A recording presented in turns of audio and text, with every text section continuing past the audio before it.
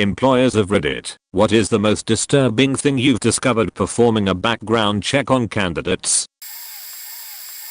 We did a background check on a guy who it turns out had sued every former employer for an on-the-job injury, usually right after 90 days, when most trial periods end. I did not hire him, but somebody else did, and I warned them that the background check showed at the 90-day mark he would try and get injured on the job and sue them. They took that to heart, and on the 92nd day, he showed up to work with a lawyer, claiming that his office chair had hurt his back, that the lights above his cubicle were giving him migraines, and his monitor was making his eyes hurt. The company responded prepared with their own lawyers, gave him an ergonomic keyboard, a monitor filter, and a special little area where the lights were better, and an ergonomic chair. And then they made it known that they would be contacting his former employers, many of whom he had sued, saying he was unable to work anymore. He stopped complaining and was let go in the next round of layoffs. The isn't really disturbing, but a woman in her late 50s was applying for a minimum wage retail job and didn't put any past work experience on her application. When we mentioned performing a background check, she said she wouldn't pass and looked like someone had just sucked the life out of her. She went on to explain that she had been in prison for nearly 30 years for murdering her husband, which she did in self-defense. Edit. Former employer.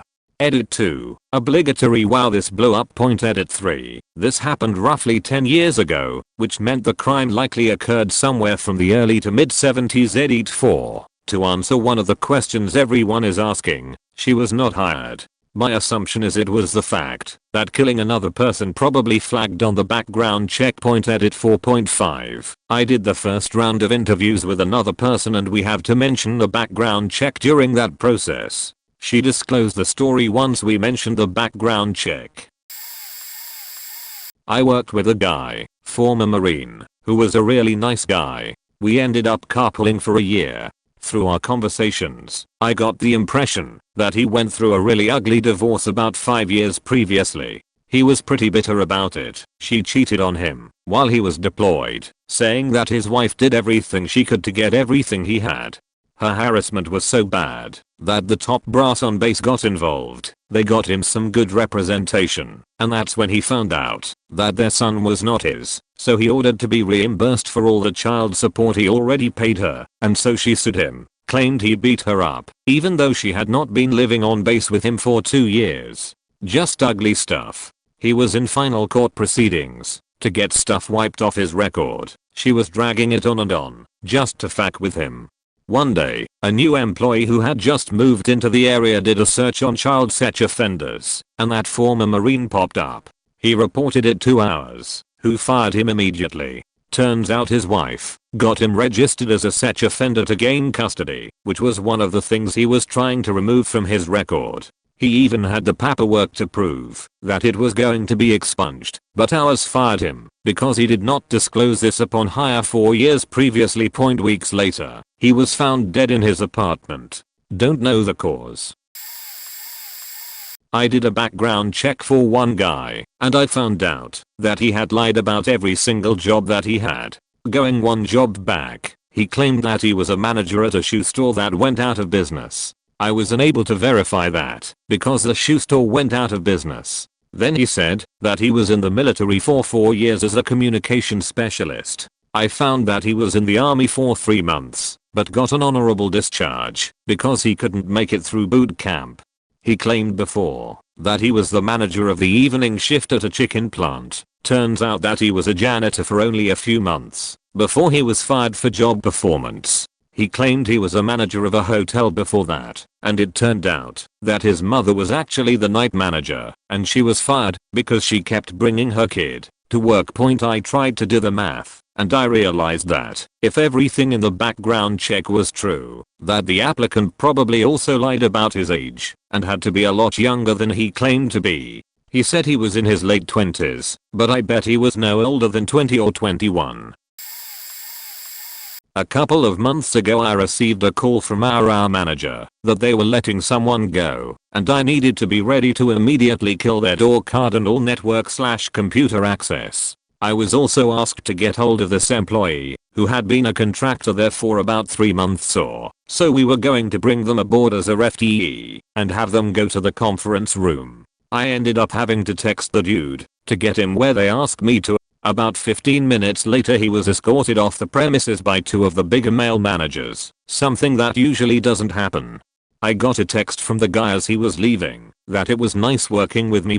I thought it was weird, but when I inquired about how things went down I was told the guy escorted out didn't pass his background check. Apparently our company goes back way farther than the temp agencies did because he passed those. I think they didn't do one honestly. A few minutes after that I was asked by the head honcho at my site to Google him. I had never done it. I had absolutely no reason to, and I was immediately blown away. This guy was a full-blown child molester and CP collector/creator, and was registered as a violent sex offender. He should never have been allowed near our site. We are next door to a school that is being built, so he legally could not have worked there once it was complete. Had the agency they got him through screened him appropriately.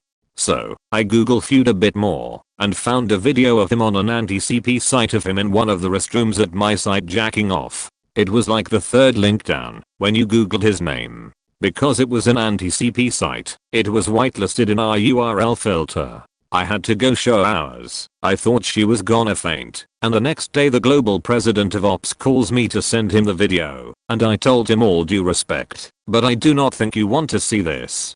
I took a screenshot of the site, and you know how YouTube videos sometimes freeze on places in the middle of the video when you see just the thumbnails of them before you play them? Guess what was the moment it froze? Yeah, the one nobody wants to see. About 5 minutes after sending the screenshot I got an email back from the ops pre saying you're right, I didn't need to see that, have that site blocked as soon as possible.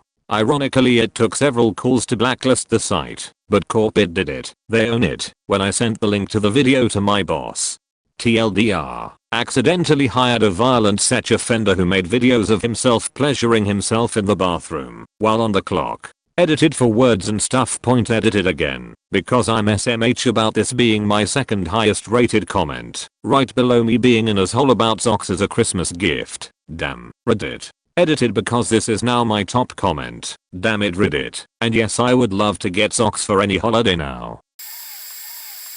I was working at a family fun center as the accountant. I did all the payroll and was listed at the contact person with the state for any employee questions. I get a call that went something like this: Ted, hi, my name is Ted, and I'm calling to see if you employ Sally. Me, yes, she just started here last week. I'm Sally's parole officer. I wanted to check and see if she will be dealing with any children at her work. Me, yes, this is a family fun center that is full of kids.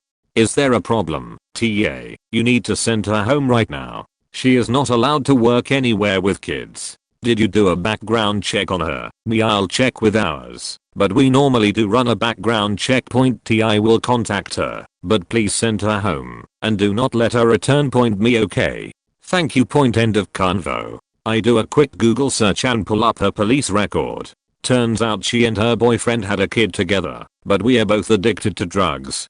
To get the baby to stop crying, they would put a bag over the baby's head and make it pass out. One night they left it over the baby's head too long, and it stopped breathing. She did a few years in jail and had just recently been paroled. I lost it on our person because I found out he had stopped submitting background checks to the company we used, even though we were still paying them the monthly fee. TLDR, hired a baby killer to work with kids at a family fun center. His profile picture on Facebook was an upside down male genitalia. I assume it was his using the penis as a nose. He had cleverly balanced a pair of eyeglasses over the genitals and drawn pupils on the testicles to create the image of a gentleman/elephant wearing a pair of glasses. He got an interview, got the job, and developed into one of my best technical analysts. Edit. Looks like I have a little soapbox here to offer some wisdom. I've worked in it and technology for over 10 years and have been recruiting, reading CVs and being sneaky on social media for nearly as long. The best employers hire character and train skill. Sadly these are in the minority. A dick pic on your Facebook profile is not going to make me or anyone else hire you. This guy was lucky it was me looking and not some uptight recruiter. You've got to come to the table with a lot more than that. Point: demonstrate you have a personal, vested interest in what the job is about. Demonstrate that you can work with others. Demonstrate you can follow instructions, but also that you can find your own path when there are none. Points: despite what school may have told you, never discount your hobbies as a demonstration of the above. Even if that hobby is using Reddit, gaming, or managing a Minecraft server. The number of prospective grads or apprentices I talk to whom think that managing a Minecraft server, hosting a LAN party, or playing games online is not relevant experience in working with people or achieving goals is too damn high. Well, here's an interesting story, but you'll have to bear with me for the payoff. Point: about 4 years ago I was hired as a contract to hire for a position at EMC. I put in my 2-week notice, but then got called by the account manager stating that EMC pushed back my starting date a week. No biggie, I end up getting a week off work, unpaid, so I close out my 2 weeks, and on Thursday, I'm supposed to start the following Monday. I get a call from the manager of the contract house stating that there was some fraud involving my position, and that it didn't exist. I'm like, what the fuck? They explain that the contract manager basically made up the positions in the hopes of getting paid. Additionally, he ran up over $10K on the company credit cards. I told them they'd be hearing from my attorney as it was not my fault they didn't have proper checks on their staff. Point: in the meantime, I call my attorney, my brother-in-law, and start googling this guy. He starts negotiating with the contract house's insurance company. They lowball me, and I tell them to pound sand. When I forward the information about the contract house hiring a convicted felon, as well as the offer I received, they settled for the time I was out of work, which was a month, at my new contracted rate. Part of the agreement was that I would not speak ill of the contract house, and I won't. I really don't have any issues with them as they were honest about their f-up and made good with me. I contact the contract house again and speak to the manager. At this point, since things are settled, he apologizes and says that they've changed their procedures, including background checks, as well as checks on their accounts. He said the police wouldn't prosecute, since the losses weren't verifiable. I point out that I was out of work a month. He tells me I'm not the only one. There were 15 other people that were victims of this guy's fraud, and 11 of them put in their notice at their current jobs, including one guy that had moved from California back to the Midwest. At this point I'm pissed at this guy. I'm very good about finding work. I've been laid off 4 times and never out of work longer than a month, knock on wood. But many of these people may not have been so fortunate. He faked up so many lives with his fraud, and for the recruiting firm, they only lost money. I check this guy's LinkedIn profile a month or 2 later, and I find he has a new job as an account manager at another recruiting firm. I call the recruiting firm and tell them the story as well as providing them links to his offender status. The manager tells me they just hired him and he was in orientation. They fire him immediately. He lied on his resume. They didn't perform a background check. I'm all for giving people another shot, but this guy has a criminal record dating back to the 80s. Multiple convictions for fraud, theft, including a B after the entire mess with the last recruiting firm. I check his offender status in my state. At one point he had absconded from parole. I haven't checked in a few months, but today I found out his offender status is clear and he's updated his LinkedIn. He's working for another recruiting firm. Time to give them a call. Edit. The last firm I called indicated he lied on his resume, and one of his jobs was as a RAW generalist. If you look into it a little bit more, the place he listed is in the state prison, not at the state prison. Edit 2. What did I do with my month off, which ended up being paid? I borrowed some money from my parents and remodeled my condo, repainted, pulled carpet and replaced with a nice pergo flooring. I repaid them as soon as I received a check from the insurance company after I started working my new job. Update. Somewhat anticlimactic. I called latest company he had listed on LinkedIn as a current job and spoke to the manager. I asked if I could speak with Mr. Criminal Account Manager and the manager stated that he no longer works for the company. I then asked if he left any forwarding info. The manager said no. Then he asked if he could help me, and I told him, no, not really. I just called to tell you about Mr. Criminal Account Manager's criminal background. The manager responded with a chuckle and said, hey, yep. I'm thinking, oh, okay, what does that mean? I asked if he knew everything, and he said he couldn't elaborate. I left it at that. He's not there anymore, and I'm assuming he was fired, based on the manager's responses, or lack thereof. I'd post his LinkedIn and Otis information, but I'm pretty sure that would be a violation of Reddit policy. Used to work in banking. Every employee was background checked, state and federal, and had their credit bureau reports run as well. We were never allowed to bring anyone on until all of their background checks had been approved, and that always took a minimum of 3 business days, sometimes as long as a week. One of the branches I was responsible for at the time broke the rule and hired a new teller and allowed him to start right away. They were extremely understaffed and had been for a while. He'd been there for a couple days. No problems. It was just after closing on a Friday when I got a call from ours. The new teller was a do not hire for felony sheet. Out of curiosity, I asked what he was convicted of. Multiple raps. I called the branch manager, the one who hired him, and she got very quiet and whispered to me that she broke the rules, let him start working already, that he was there right now helping her close the branch, and that they were the only 2 people there. Bear in mind, the manager was a very attractive, petite, like maybe 110 pound, woman in her late 20s. The teller, I later learned, was about the same age and built like a proliner because she was terrified. So she stayed on the phone with me while I called corporate security on the other line. They got there very quickly, escorted her to her car and him out the door. No idea what happened to him, but I had to write her up, and senior management was pissed. Simple Google of the guy's name brought up a 911 conspiracy website he runs. Full on jet fuel can't melt steel beam sheet.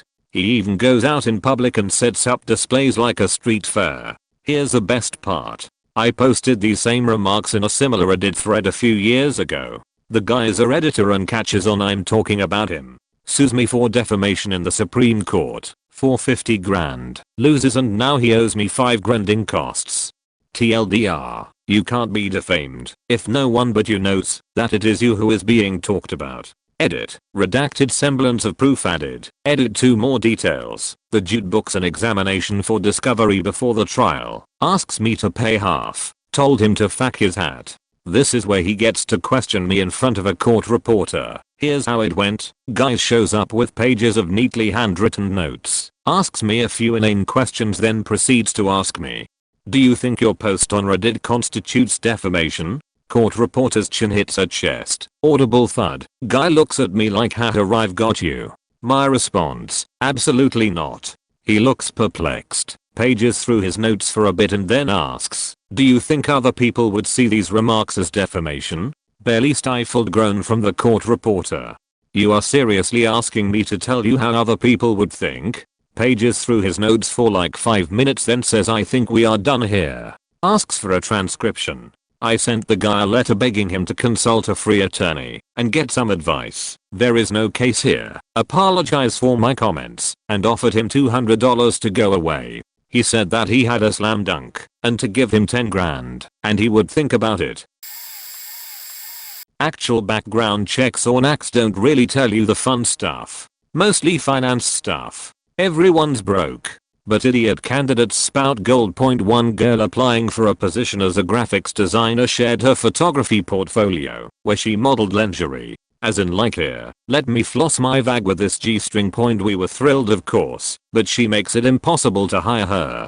Preferential treatment, etc. etc. Plus besides the photos, the site sucked.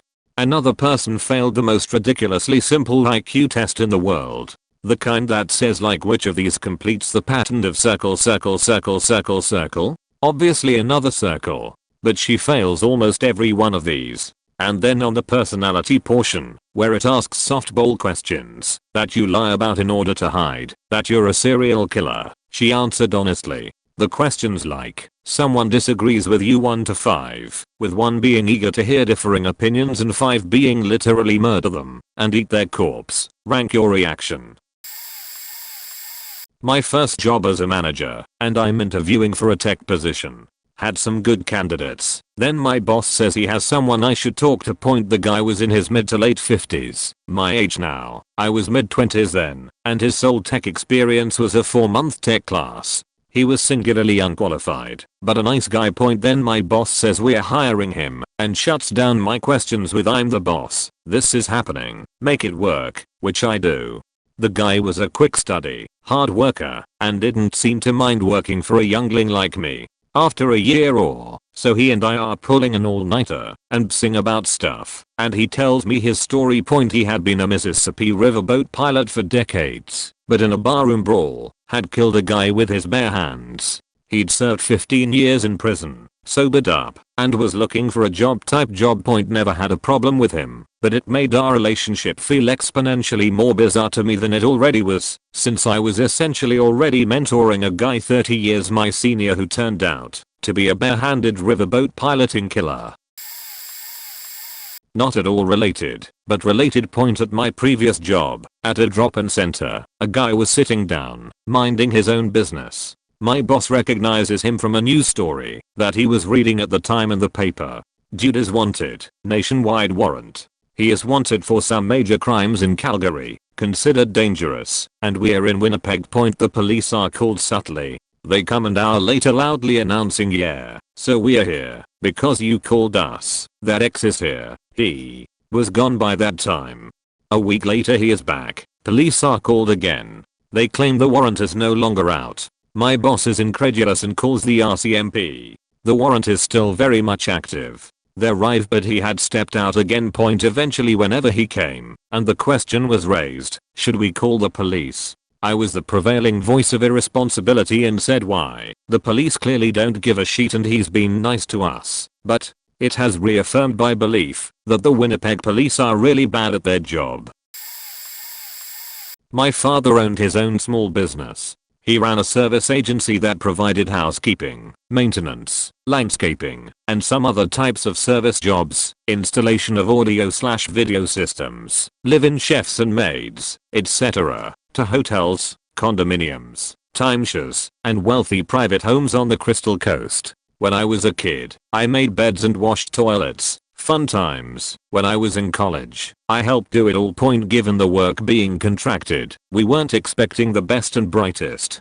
We would overlook pretty much anything except stealing. A reputation for strict honesty is the only way to fly when you're putting your people into the homes of those who will sue at the drop of a hat, and minor drug offenses, alcohol abuse, and even felonies were common. We had a woman who did 5 years for arson for hitting her ex's car with a Molotov cocktail when she caught him cheating. She was a great house cleaner, and no one would hire her for anything else.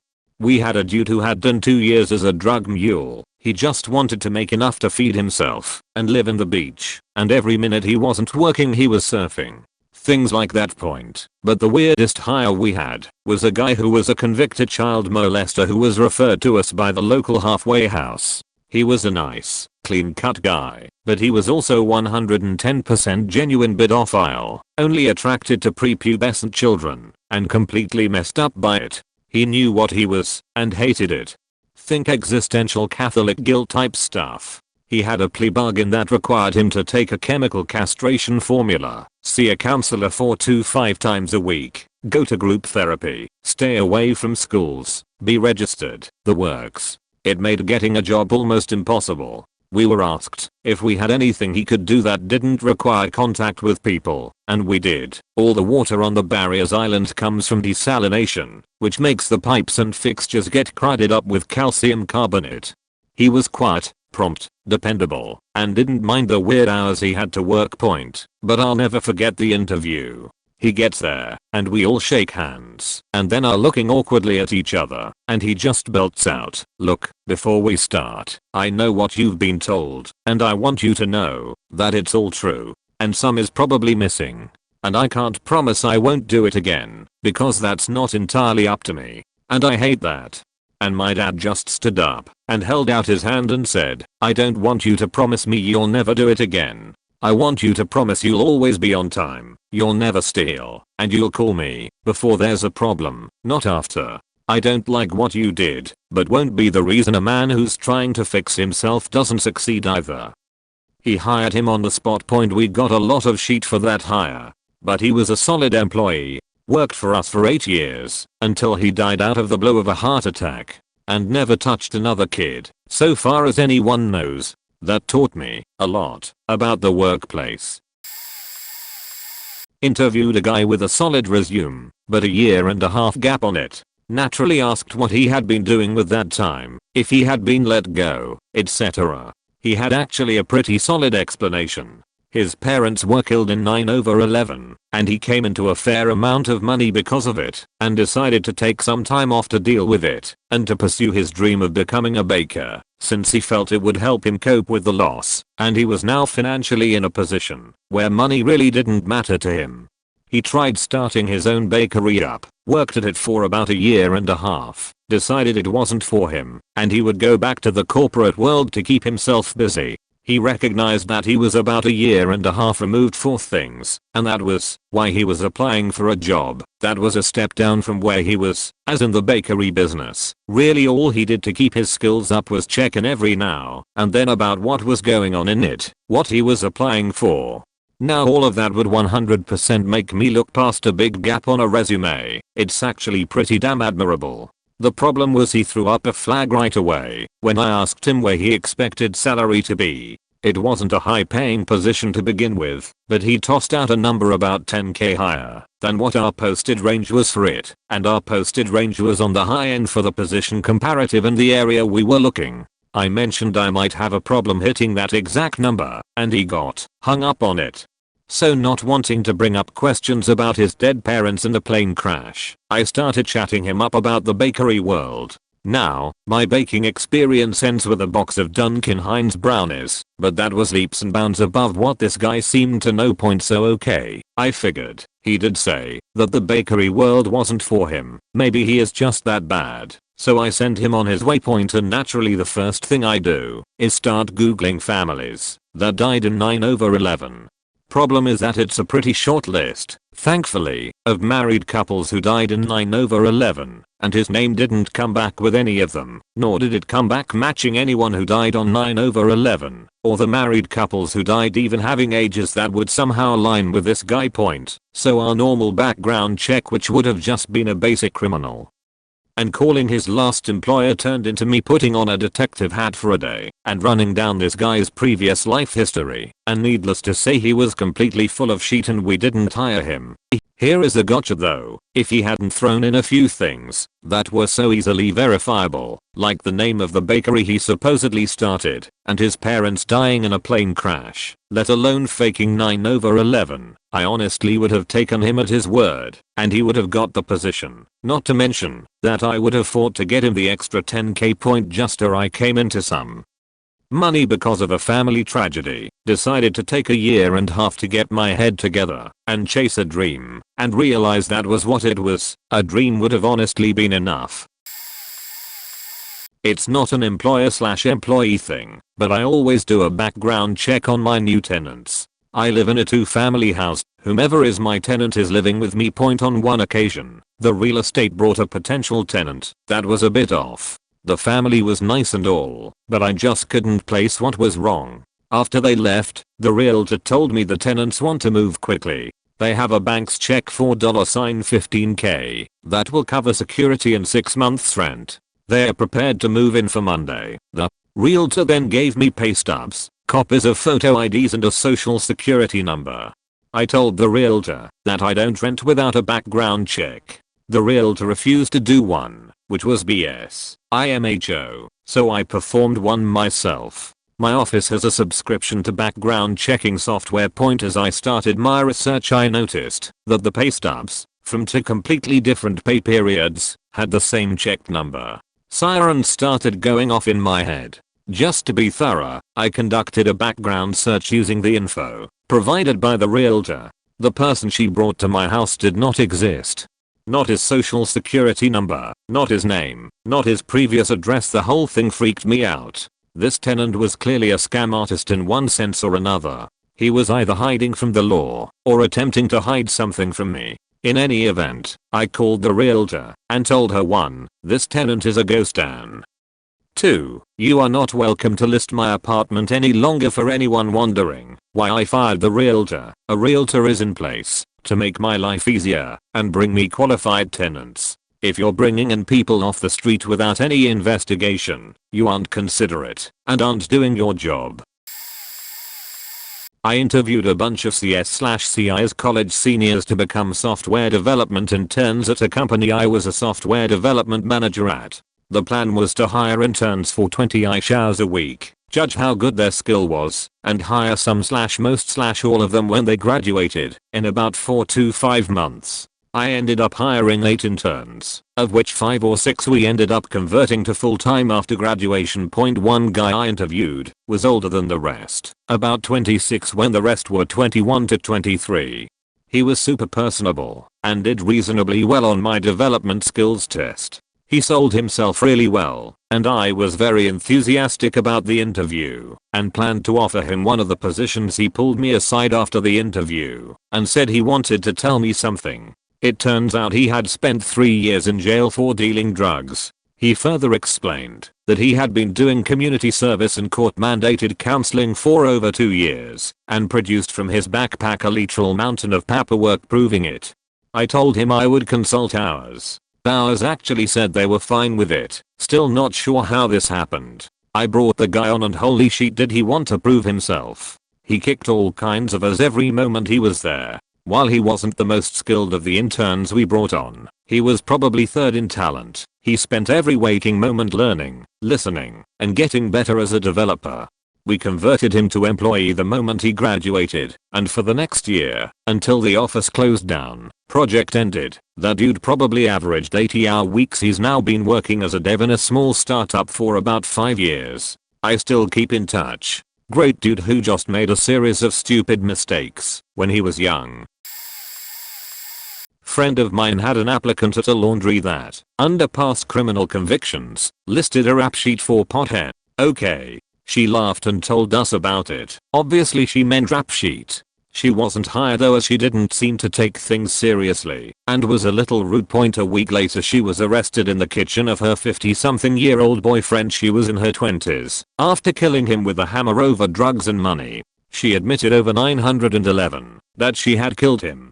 She had several previous felonies she had neglected to mention in her employment application. Edit. I was wrong. It was a baseball bat and steak knife, not hammer. Her last name stuck with me as Bullpen Hammer, I guess. And she was 30, not in her 20s, and he was 65, not on his 50s.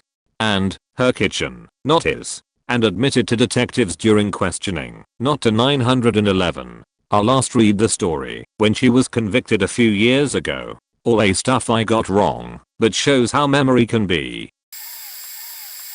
I was the store manager at a small retail store that used a third-party company for background checks, which meant that it often took a few weeks to get them back. This also meant that I usually had to start working new hires before their background check came through. So one day I'm sitting at my desk with a new employee working on something in the stockroom behind me when the phone rings. I answer it, and it's someone from the company that does our background checks, which was odd, since they usually just emailed the results to me. She asks who I am, and immediately starts talking quietly, as if someone could hear her talking. She asks me if a certain new employee is working today, and I said yes, and that he is actually in the stockroom working as we speak. She gets even quieter and pretty much says that the new employee in question has failed their background check and that I need to let them go immediately. When I asked what the reason was, all she would say is that she couldn't tell me the exact nature of the issue, but that he had an extremely violent past and I needed to get him out of the building as soon as possible. Needless to say, I approached him with extreme caution while giving him the news. I thought he was going to go off the deep end, but he was actually very cool and understanding about it. I must say though, I actually felt pretty bad when he said he really liked working for me and asked if there was anything he could do to keep his job, and I had to tell him it was completely out of my hands. In order from least crazy to most, candidate is open about having prior arrests for minor theft some years ago. We get it. People make mistakes. We can overlook old stuff. Candidate arrives to interview and signs consent form for background check, which we run during interviews. Right after the candidate leaves, the results come back, and we learn they were arrested 2 months prior for grand theft and have a theft related charge roughly twice per year for the last 10 years. Didn't hire. Point candidate calls before scheduled time and says they will be late as they are having car troubles. Okay, I have an open slot later in the day and I move them there. Interview time comes and goes without further contact, so I assume they are not going to show.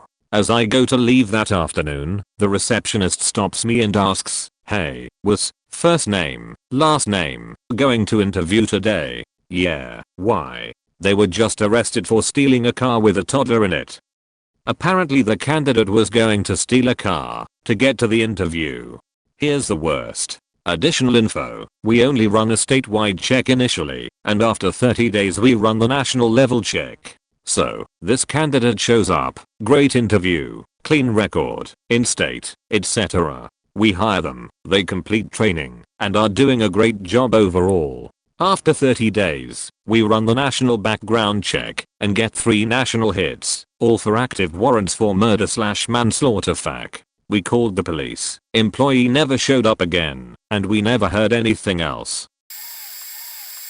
Throw away for reasons. And way late to the part, so probably gonna get buried. Point: I was the person attempting to get hired in this one. I was applying for government jobs. I was not worried about the background checks. I knew I would pass them. Turns out I was wrong. One of the agencies I applied for calls me to ask me if I knew there was a police report against me on file the next county over. Shocked, I told them I had no idea, and they informed me that it was for sexual assault.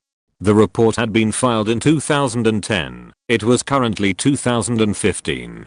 I had no idea what it could have been about, so I told them so. Point: well, after a while I came in and did a polygraph about the reports. Turns out a guy I had a fling with had turned around and filed a police report saying I rapped him. Explained why he never called me back actually. In the report he said I took him into my parents' home, handcuffed him to my bed and rapped him. We never left his car because I knew my dad was awake and didn't want to have to deal with sneaking a guy into the house. I passed the sheet out of the polygraph and got hired. I guess the guy himself closed the report, probably because it was complete bullshit, and he realized that if he took it to court it would get wrecked. Point: I would like to thank the guy for being the reason I was probably denied at 3 to 4 other agencies for over a year. Thanks for putting a bullshit report on my record for no reason, you attention seeking asshole.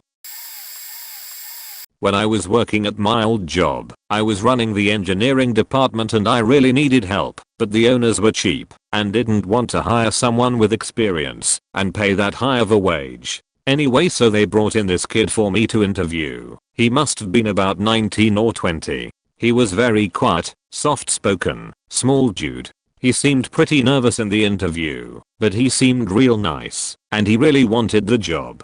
Was a devout Christian, going to some Christian private college for Bible studies or something, straight and narrow.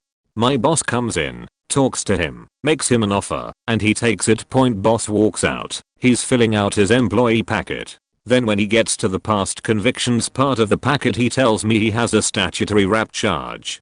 He told me he could tell me the story of how it happened / etc. This was a small business and we didn't really have a policy in place as to whether we would or wouldn't hire people with past convictions. We ended up hiring him anyway. It turns out he used to have a really bad drug problem, and after that charge happened he decided to get clean and start going to church. I wasn't an employer, but I was an apartment manager and had to run background checks on prospective tenants. I had a man come in who was in his late 50s with his early 20-something girlfriend and their little Yorkie. Anyways, I ran the background / credit checks through our system. His comes back clean. Hers comes back denied. She was denied because of her criminal history, which had a felony bestiality conviction. It literally said bestiality. I was dumbfounded. I had to meet with her privately to explain why, and I couldn't even speak. I just said you were denied and slid the papers to her. Her face immediately changed and she starts panicking, saying that shouldn't still be on there. Over and over. I ended up googling her name and the article stated that videos had surfaced of her with her pet dog and peanut butter. I don't need to elaborate. A part of her conviction was that she wasn't allowed to own pets anymore either. I will never forget that day as long as I live. Not an employer, but we hired a new guy when I was in college back in the early 90s. This was before background checks came back in a couple of days. We worked together for a couple of weeks. Minimum wage, graveyard shift, mart, stocking shelves. We were literally locked in the store from 10 PM till 6 am. This dude is quiet, kept to himself, and honestly worked his ass off. He was there to work. One day at 10 PM, after they locked up the store, we had a team meeting, and he was not there.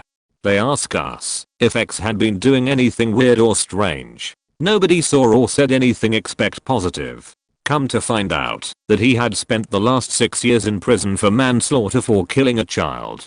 He had run the kid over in the dead of night and fled the scene. Not going to judge him for a poor decision, but from the short time I knew him, it looked like he was trying to get his life back in order and was not chasing issues with anyone. Definitely not as disturbing as some posts on here, more sad than anything, and no background check performed. I was a nighttime kitchen manager with no responsibility over hiring and firing, and one of my owners hired somebody on and told me his name the day he was supposed to start. Turns out it was a kid I went to high school with who had been kind of a dick and a bully, not to mention one of the biggest drug users in school. Give him the chance, but that first night he was super weird and quiet, definitely not the kid I knew in high school. I reached out to a couple friends who had been friends with him. Turns out he had been arrested after overdosing. It was heroin, and while in jail he had become a born-again Christian. He ended up lasting 3 days before we fired him because he couldn't do any of the things he claimed in his experience, like cleaning one fryer took him almost 3 hours, and he had no concept of urgency when we would get busy, and he wouldn't talk to anybody else in the kitchen at all. Unlike one of our other kitchen drug addicts who ended up odding by shooting up through his tow webs, but still came back and was able to work, this kid had completely fried his brain. Seeing what he had become and having to fire him wasn't the saddest part though. That came about a year later when he came in to apply for a job again. I talked to him about how we had already fired him and he couldn't remember ever having been in the bar before, let alone having worked there. I actually felt bad for the guy, but I heard after he came in that he had gotten hooked on drugs again, and he ended up dying from an overdose few months later. Part of me has always felt like I should feel worse about it all, but he was such a dick to me in high school I couldn't feel more than sadness that somebody that young, 22-ish, had destroyed his life like that. I'm part of a very large group of people who make hiring decisions for the top position in our organization. It's a little unusual in that the people on the lowest rungs of the ladder actually make the decision about who to hire for the top position, but that's how it is anyhow. We had one guy come through who seemed like an alright fit, at least when compared to the other candidates, but lots of details just didn't add up. He had what looked like a good resume on paper, but when you looked into the details you would find that none of the successes he bragged about were real, and a lot of times he had just ripped off the people he was working with. There were also a lot of cases where someone would report hearing him say terrible things about people, sometimes right after an interview, where he had charmed everyone in the room. His behavior itself wasn't that disturbing, but what was disturbing is that he managed to convince about half of the hiring committee that he could do no wrong. Whenever the rest of us would point out something crazy or inconsistent that he had said or done, they accused us of making things up, even when there was direct evidence. It was surreal. Anyway, he ended up getting the job, and that's how Trump became president. A really nice guy had been working for us for several years. He was a hard worker. Came in whenever he was called for help without a single afterthought. A supervisory position opened up within his department and he applied for it. I was about to stamp it approved and move it on through, but to be fair to everyone who applied, he was put through the same channels as everyone should be. Turns out just a few months before, while employed at our business, he apparently was convicted of possession of child pornography, enticement of a minor, statutory rape and some other things, registered such offender for 25 years, and on probation for a very long time. no jail time, and he had previously traveled a lot, so him requesting a couple of days off here and there, apparently for court dates, wasn't unreasonable or out of the ordinary. We probably wouldn't have found out for a very long time, if ever, had he not tried to move up to that position, and unfortunately, due to the nature of our work, he had to be let go as a result. Point moral of the story: don't video record yourself having sex with a 14-year-old when you're 23. Not a background check or an employer, but college admissions counselor. We don't always research the students, but sometimes we do, especially when something seems off point. I had a student apply who wrote a very vague essay about a relationship she had and how she got in trouble. I looked into it, and it turned out she had been having a sexual relationship with her coach since freshman year and was upset that he was sent to prison after the relationship came out. This type of stuff is a lot more common than you think. Another one happened a year before I started working in admissions, but the sheet unfolded while I was there. A student was admitted, seemed like a quality applicant, and had a great overall application. After he was admitted, his assigned roommate did a quick Google/Facebook search, normal when you are being roomed with somebody random, and found out he was accused of murdering his mom while abroad. He spent time in jail abroad for it, but there wasn't enough evidence, so he was released and returned home. No mention of it in his application, or by his recommenders, since he wasn't found guilty or charged. That one was faking insane. I used to be a hiring manager for a growing internet-based company that did web and phone orders. We hired people we liked and ran their background check after, as we needed people with experience ASAP, since our business was expanding rapidly. We also had a lot of people, and when we were done hiring, submitted all background checks as a batch, something the owner decided as he got a volume discount to run 10 plus at once instead of one at a time. We hired a guy for phone sales. He had plenty of industry experience, lots of sales experience. He was very tech savvy, which helped, and had good references. He learned our systems quickly and hit the ground running. He performed well and was knocking it out of the park. Easily our best sales guy, even better than employees that had been there. He supported his team, mentored other salespeople, worked great with all departments, and was loved by everyone. This guy was a rock star. We finally got the background checks back a month after he started, as he was one of the first we hired. It came back with one little thing not disclosed on his resume/application: murder. Me and the owner talked about it and weighed his performance and himself against this new information. All that came back said that he served 5 years for murder 3. We decided to call him in and hear him out. Turns out he got into a fight at a bar when some guys attacked his brother. He hit one of the guys hard enough to knock him over. The guy hit his head on a parking barrier and died. Since it was a fight, they charged him with murder. Since it was kinda accidental that he wasn't trying to kill the guy and he was defending someone else, they dropped it to the lowest possible murder charge. He said that his lawyer said they could either plead for manslaughter 1 or murder 3. Murder 3 held a shorter sentence, so he took that 5 years of good behavior later, and he was out with 2 years probation. During those 2 years he worked for another company and got good experience. He was off probation when he got hired here. He said that he didn't disclose it because he knew he could do a great job and needed a chance to show us. He understood if we fired him for keeping it from us, and was in tears because he really liked the job and was really good at it. He was amazing. We gave him a warning to not keep anything from us like that again, or there wouldn't be another chance. We kept him on, and he continued to do an amazing job, and shortly made sales manager as well. This particular job was just a small franchise sales position. We did not do background checks. However, the particular location we were hiring at was on an Air Force base. This meant to get a base pass, you would have to pass a background check with the military. So, my boss says that they hired someone and for me to train them on base. So for his first day I was able to bring him on base because I happened to be a military dependent, was able to do so, and I was directed by my boss to do so. Mind you, he never left my site and I did escort him off base. We get on base, apply for his pass, and continue the rest of the day with training. The second day the mall management informed me that he would not be able to receive a pass. I asked if there was a specific reason, and they said they could not disclose this with me, but handed me some paperwork of all the options it could be. I took the paper and showed it to the guy and said he couldn't get a pass.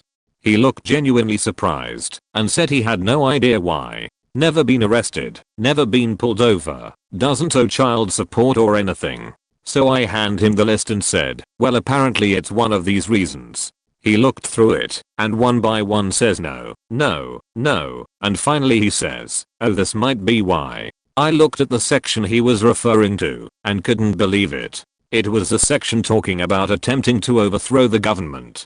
I'm not kidding you, but he went into great detail about he was a vigilante and assumed they did not know his identity. He was very active in protesting law and government, but always thought his identity was hidden. He was in many large cities throughout the US taking care of things the government was not able to do so properly. He also talked about being a part of a large organization full of people like him, and how it was a large underground secret thing. He could have been making the whole thing up, but it still didn't make my job any less awkward. I had to escort him off base and call it good. He tried very hard to keep employment just at different locations, and I said that we would be in touch. Very weird experience. I only did background checks for less than a year at my company and didn't see anything too disturbing, but there is one guy who sticks out. I had the guy come in to do the paperwork for the background and to administer his drug test. The drug test comes back in like 2 days and he tested positive. As lax as my company is about backgrounds, they don't allow positive drug results at all. I look for the preliminary results of the background, and he has a few violent charges, and specifically I remember a domestic violence charge. So after I discuss it with the managers, I get told to let this guy know he's not being hired. I give him a call, and after I tell him everything and I'm about to hang up, he asks me for my cell number so he can hit me up sometime. Like, really? Dude knows I saw his domestic violence charges and everything and thinks he's going to get a date. That said, my company really was very relaxed about background checks. Pretty much only rejected someone if they were convicted of a violent crime. We had employees with multiple gun-related charges, employees who worked in finance with embezzlement charges, employees who embezzled from our own company previously, one total wackadoo who had charges related to social security fraud. He was far more interesting in a Google search though. His dad disappeared years ago right before a mysterious fire destroyed their house. Same guy also told us he was a werewolf, like seriously believed he had a wolf spirit living in his body that changed him during the full moon. Interviewed a guy for an office position a few years ago. He sort of gave off a weird vibe, but we didn't have that many people jumping at the gig, and he was qualified, so we offered him the job conditionally pending a background check. Ran the check, and it came back with a dozen various charges, including misdemeanor charges of harassment, stalking with intent to harm, disorderly conduct, and a few dwees. Unfortunately, the misdemeanor charges had not resulted in any convictions, so we could not refuse to hire him based on those. Law says there has to be a conviction, not just a charge, if you're going to use it as a reason to refuse employment.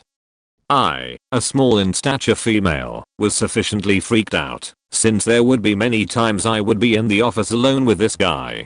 Maybe 1 or 2 charges could be a crazy ex-girlfriend trying to get back at the guy, but that many over a long period of time paired with creepy vibe? Nope. Dude was bad news lucked out, and the guy messed up his pre-employment paperwork sufficiently enough that we could justify not hiring him. Now I Google the shit out of everyone and check public arrest records before I even interview anyone. I used to run hours for a security company. One day I get a CV from this guy that appears to be unreal. 5 years as security manager at a department store, 5 years before that at another one, 10 years as a manager of a security company. Finished off with a 2-year stint as a deputy sheriff in a mid-sized town in Georgia, the state, not the country. Immediately I'm thinking this guy's management material for my loss prevention department, possibly the new head.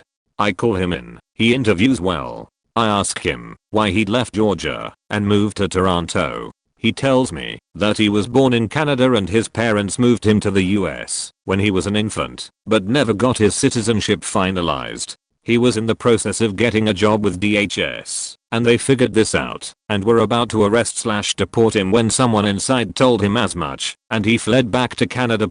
I introduce him to my boss. Boss loves him, tells me to apply for his security licenses, and to do a reference check on him.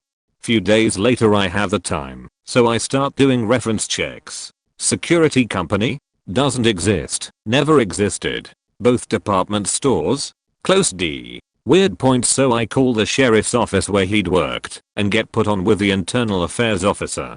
Dude is very curt and tells me to make a list of questions and fax them to him, and he'll decide what he wants to answer. He then says this individual is not eligible for a hire and hangs up. I'm utterly stumped at this point, and someone suggests googling the guy along with the city. First thing that comes up, a story about him getting busted while running for sheriff. Someone got him on film offering to sell the office's influence/power in exchange for campaign contributions. Why did he leave Georgia? Welp, the citizenship thing was true, just the exact reason was a bit different. He was sentenced to and served 21 months in jail after his conviction and was deported after he still got his license. This was about the time my security company went bankrupt, so we never got to put him in the field, but I'm fairly certain that the guy in charge of licensing in Ontario got fired over that story. Not a background check, and not disturbing so much as a laugh for a long time, but I once had a candidate tell me when asked about his odd availability on the application, "Yeah, I can't work until noon on Tuesday, Wednesday, Friday, Saturday, and Sunday because I had dates with Lady Aniksha right now." It turned out he played a lot of World of Warcraft and raided with a European guild on the west coast of the US and was unable to work until noon due to their raiding schedule. I appreciated the straightforward nature of his admission, but when I noted that morning availability was a requirement of the position he wanted, stocking shelves, he didn't want to talk to customers. He stood up abruptly and said, "Lady Aniksha waits for no man. I must be off." Worry not, knaves. You will always have a welcome place at my half. I honestly had nothing to say to that. He left and I never heard from him again. I should note that I was an avid WoW player back then and employed plenty of interesting people. Looking back at it now, I wonder if he was just trolling. I wasn't the employer, but I went all through school with a guy who was convicted of murder right before his 18th birthday. He had lured a guy to a remote area and shot him to death with a gun he had hidden there, then moved the body and hid it in the city dump. Pretty heinous stuff, though he had always seemed like a nice boy before then. He served 10 years before he was paroled. Fast forward to about 15 years ago. I joined a site to get in touch with old high school classmates because our reunion was coming up and he was there.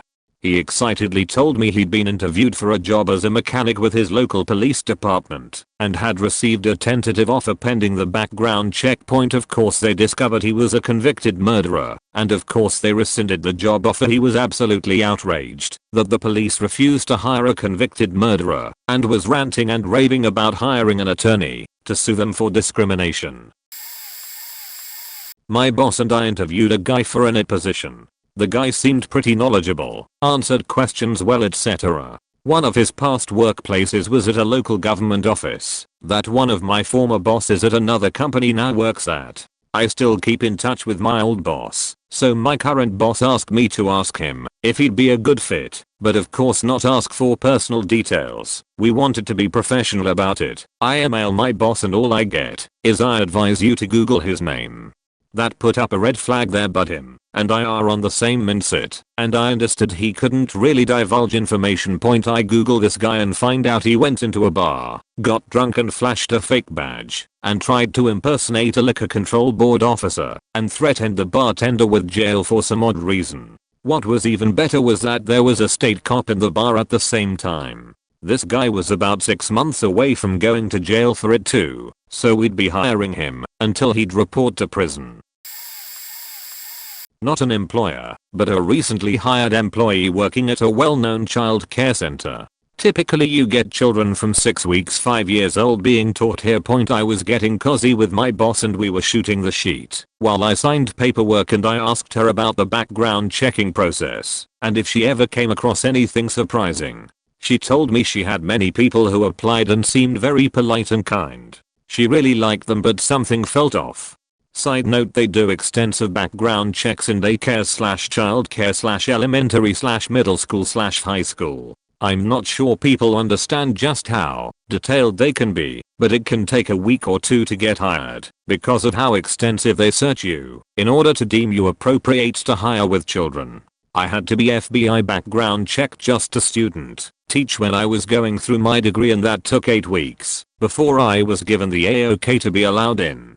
You gain a fingerprint clearance card just to get into the childcare center, and this is common practice amongst all teachers. She did the background check and it turns out that those people had a list of sexual abuse charges. Sometimes it was just one, sometimes it was whole lists of problems, with sexual abuse being the cherry on top. Why they ever applied to the place was beyond her. I mean, they probably wanted their hands on children, but why they thought they could actually get away with it, they knew they were going to checked was surprising. She was thoroughly disgusted and would call back and tell them to never come in again. She wouldn't have guessed it from these people that they would do something like that. We both shivered a little. This is apparently more common than she would care to admit. Many people with child sexual abuse, sexual assault/child endangerment come into daycares specifically and think they can get away with it. Creepy sheet. Many people with drug problems also, for whatever reason, try to get in. Doesn't work either. At my place we have drug tests that pop up out of nowhere when there is a new hire, just to make sure nothing fishy is going on. The security here is pretty top notch, and with very good reason. Luckily we are all professional and awesome here, and everyone keeps an eye out just in case, but they haven't actually ever hired anyone who's been a problem like that. I love my babies in my classroom, and to think that without those extensive background checks they could be in harm's way from disgusting people just makes me grossed out. Yay, background checks. They may be a hassle when applying and annoying, but they are so worth it. I was working as a temp in the training academy at a prison during a recruitment drive. We were soliciting applications for corrections officers. The ad clearly stated that we required a clean background check. The ad also mentioned that you could either download an application off our website or come grab one in person. I had a guy come in to get an application, and he said to me, "What if I don't know if I have a criminal record?" I said, "Wouldn't you remember being in jail?" He gave me a story about how he thought it had been expunged, but he wasn't sure. So I used the public criminal court information website and looked him up. Sure enough, he had several convictions including burglary and grand theft auto. I told him he was free to fill out an application, but that the court website had several convictions and he might consider getting them removed from his record before he applied. He left with an application and never submitted it for that recruitment drive. My supervisor heard what I did and gave me a 45-minute lecture about overstepping my authority and how my job was just to hand out applications and process them once they were submitted. She then had it restrict my internet access, including email outside the department, making my job difficult. I had to email another employee who would email things for me. I found another job a few weeks later and didn't look back. Was sitting at my desk, nursing a hangover, when we had a walk-in. My desk was right next to the front door, so I started talking to him. "Hey, young blood, what can I do for you?" "Hey, I was thinking about joining the Marines," the front of my office said, in big red letters, "Texas Army National Guard Recruitment Office," and I'm sitting at my desk in an army uniform. This kid is clearly a rocket surgeon, so I say, "Well, big dog, this a National Guard office, but I spent most of a decade in the Marine Corps, so I might be able to answer a few questions for you and give you blah blah blah." My quota was down, so I was willing to see if this kid might be a diamond in the rough. He very much wasn't. So very much wasn't. We get to the portion of the script where we talk about his history with law enforcement. "Yeah, I got a few tickets. Tickets aren't a big deal, killer.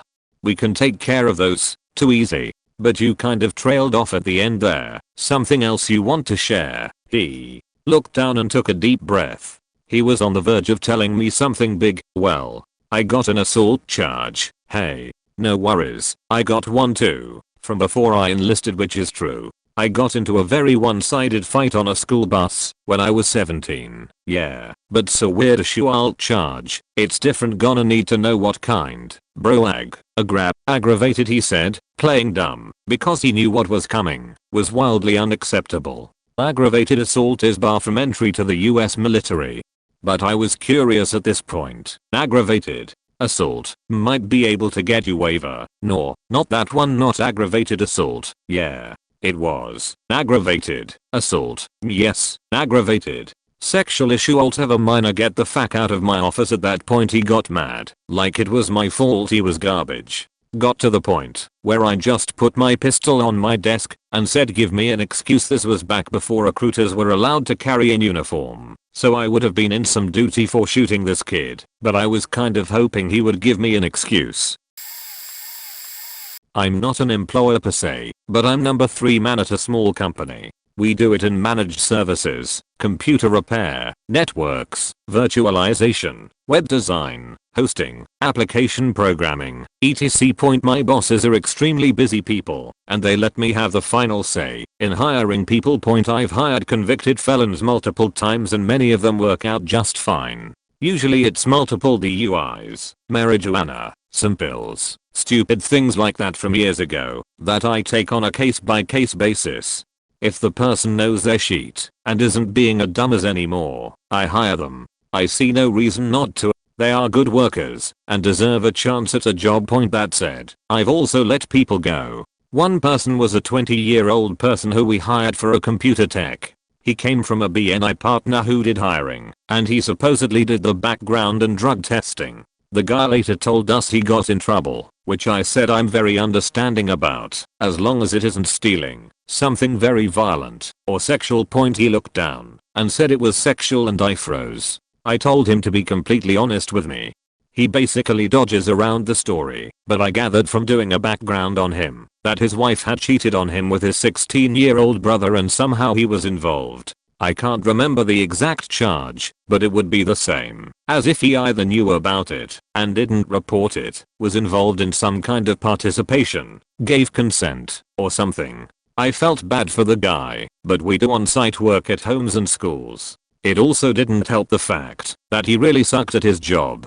We ended up letting him go. I don't know if my boss did it more for the gangbang with his brother or the fact that he didn't know it very well. Felt bad for him, but he was pretty weird. He ended up working for a contractor out at Toyota, Indiana. Point, we also fired an employee for being a brinny. He had videos of himself with horse masks, rave party dressed like a rainbow pony, all sorts of weirdness.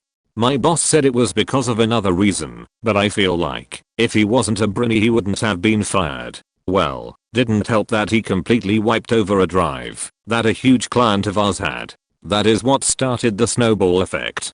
But he wasn't a criminal, so that's off topic. Lesson learned from that: don't tell your 50-year-old old school Catholic boss you like to dress in rainbow horse outfits and pretend to be Buttercup or whatever the faking names are of those ponies. It may cause issues.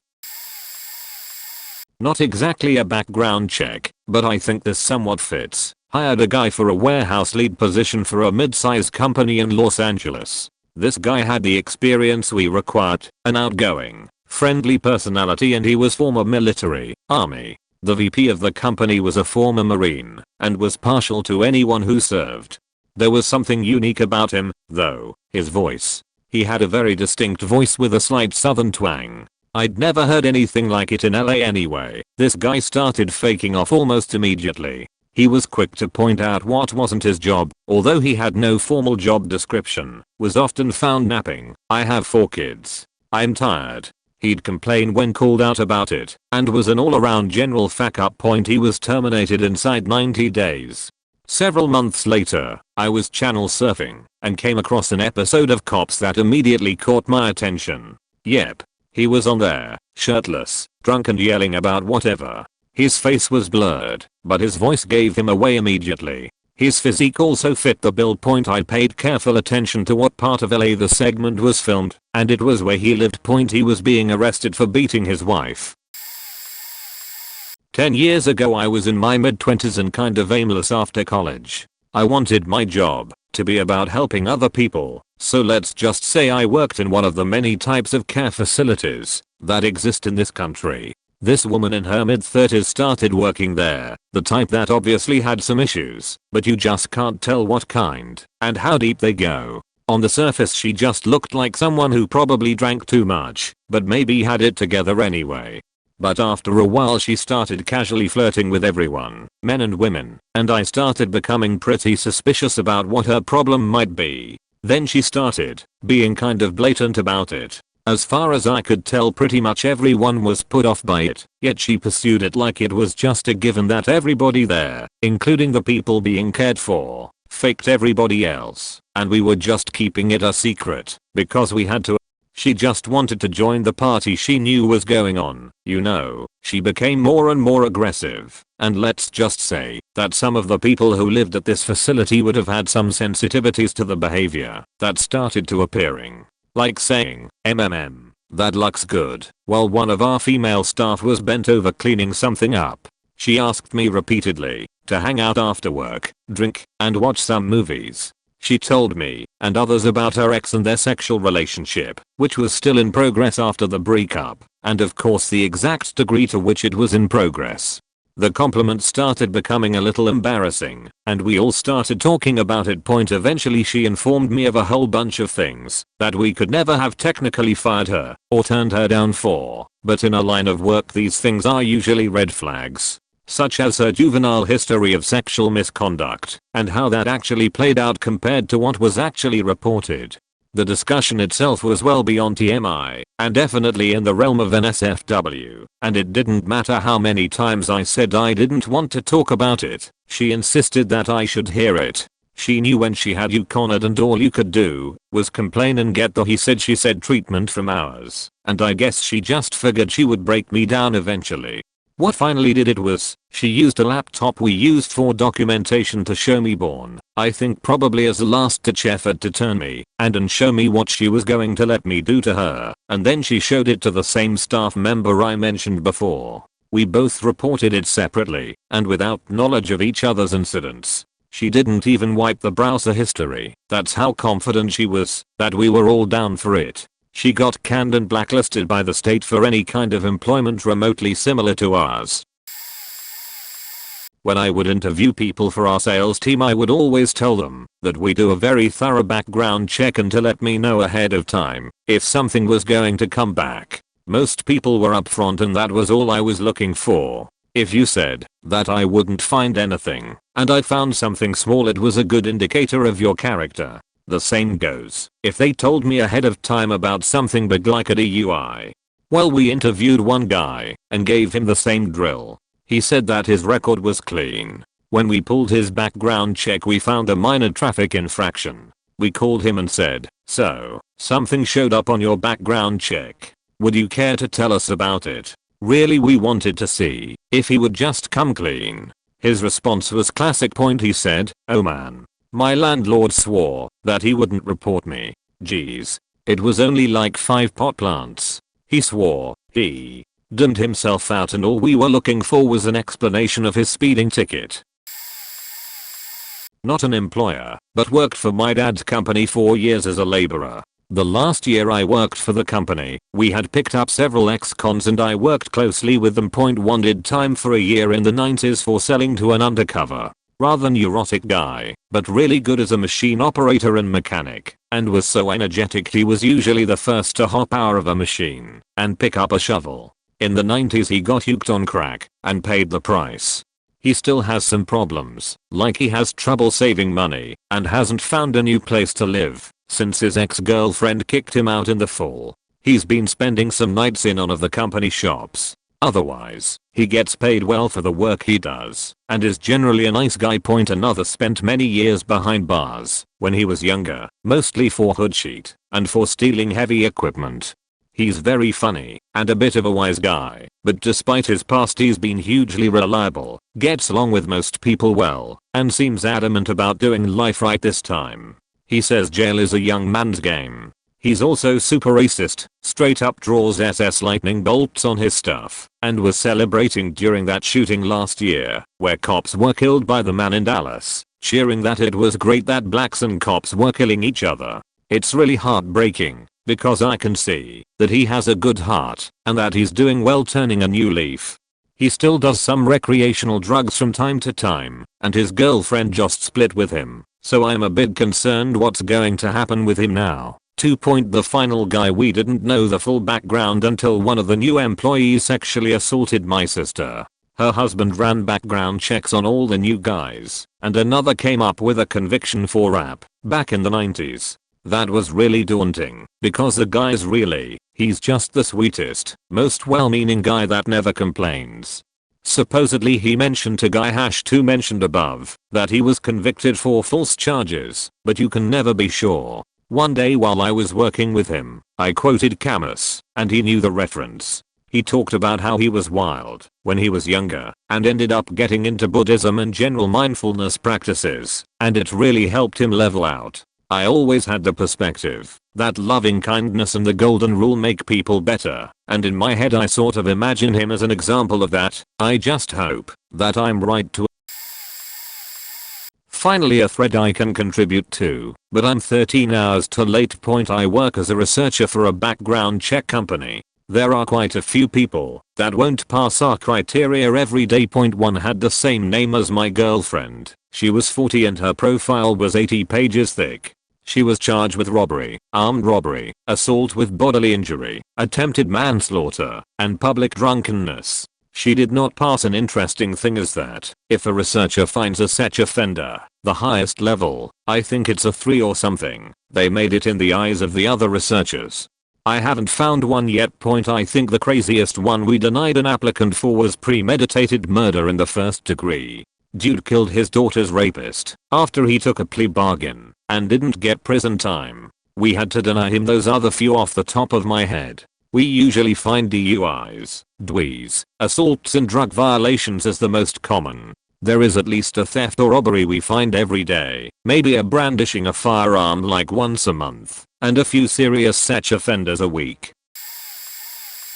I've posted this before. I hire out for my program. It's working with vulnerable kids and ones with physical disabilities. 1 with minimal supervision. Person interviewed well-ish. Enough that we requested a police background check. We get it, and it's uber expired. 5 years. We require within 6 months. Ask for another one, get the same one with the date changed. Pretty obvious since there was no embossed seal. I use the phone a friend option to get a quick and dirty check.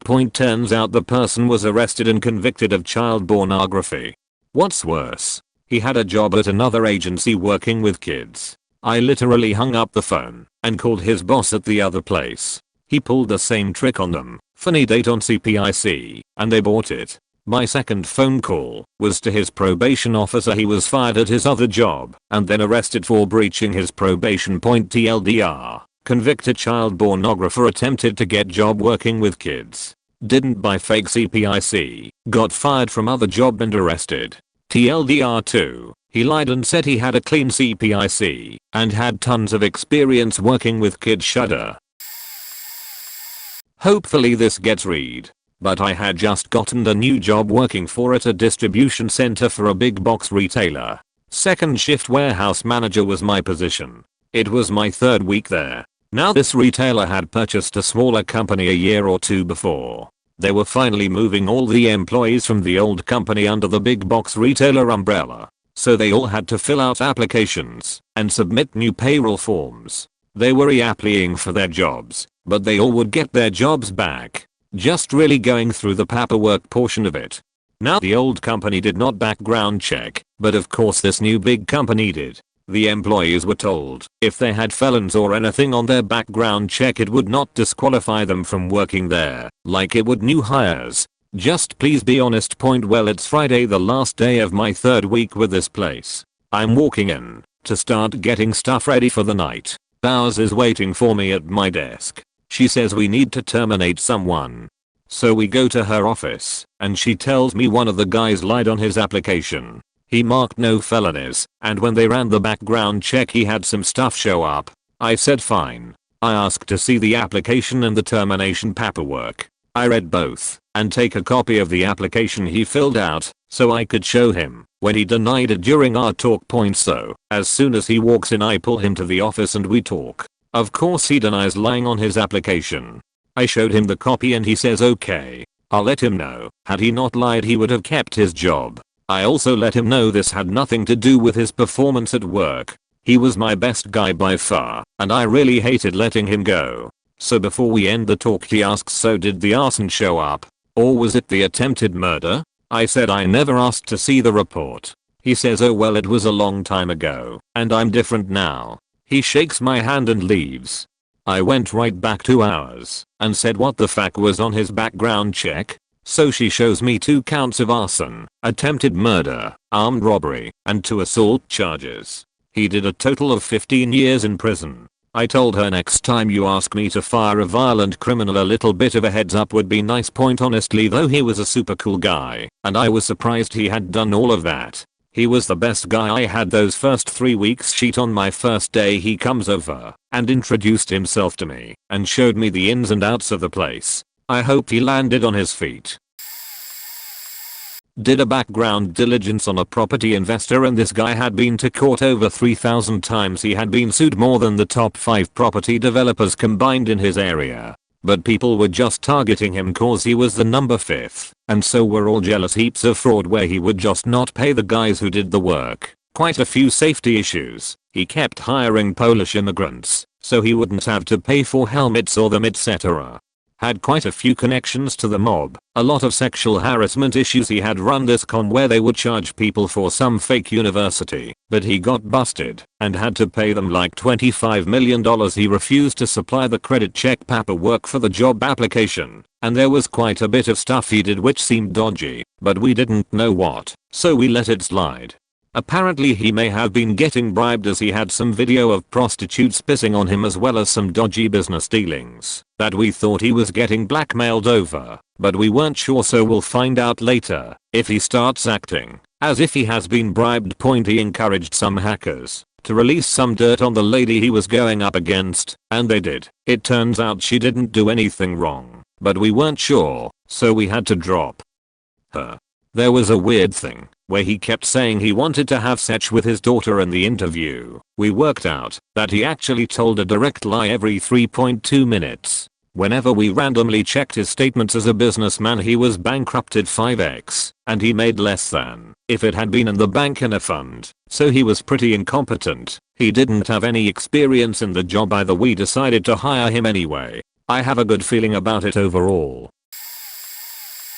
Not a background check, but an excuse for a failed drug test. I used to work for a big holding company that oversaw a bunch of smaller local businesses. They all had their own leadership, but they were wholly owned, and their profits rolled up into the holding company. Because the businesses had a large floor with machinery, there was a really strict drug test policy because, well, it would be super dangerous to get near any of it while impaired.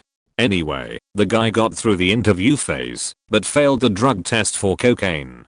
Cocaine stays in your system for such a short period of time. There was so much in his system that he must have done it that morning. So I call him and tell him we can't offer him the job due to the drug test, and he swore it wasn't his fault and he'd like to send me an email to explain. I told him he could email, but we would be unable to change decision about the position. His email was this completely insane story about how he and his wife had been short on money while he was between jobs, and they had to get a roommate.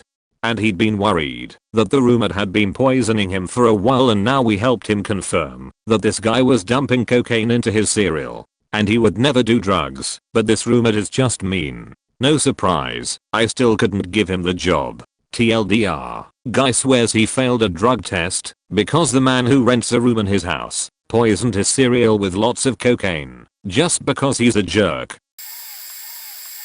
I wasn't the employer, but I was asked to help my business hire a good security guard and or firm, since I had paralegal training and knew how to do basic courthouse checks. This was back in the early 80s. We didn't even have the internet back then, so yeah, you had to dig it up in paper records. So I settle in at the local courthouse, look over everyone's resumes. It all looks good.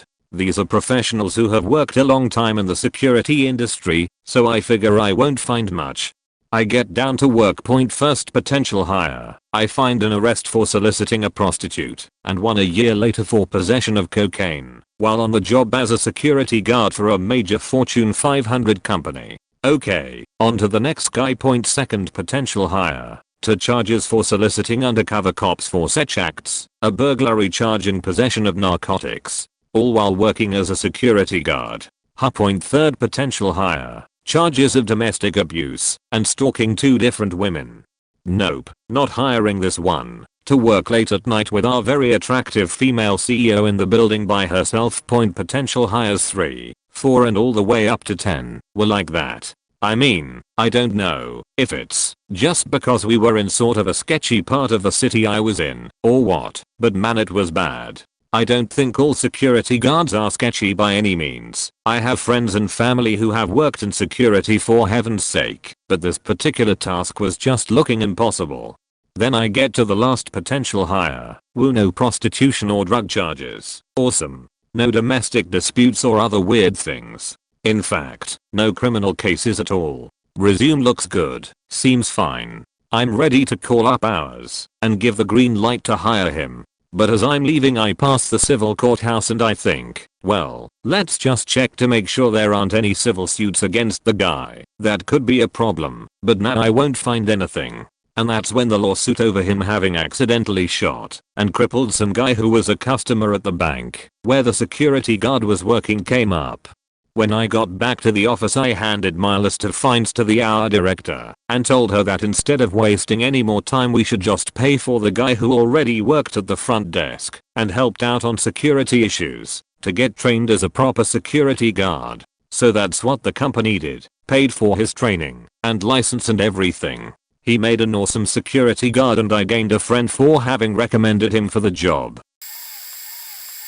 Not an employer, former employee at a hospital as a medical assistant. So, the doctor I worked with had recently had his physician's assistant, he was an orthopedic, moved to Minnesota. Ergo, he was looking for a new one. With the volume of patients he received, he needed one badly. A couple candidates come through. One was a particularly nice guy, late 20s, got along real well with the office and other doctors in the practice.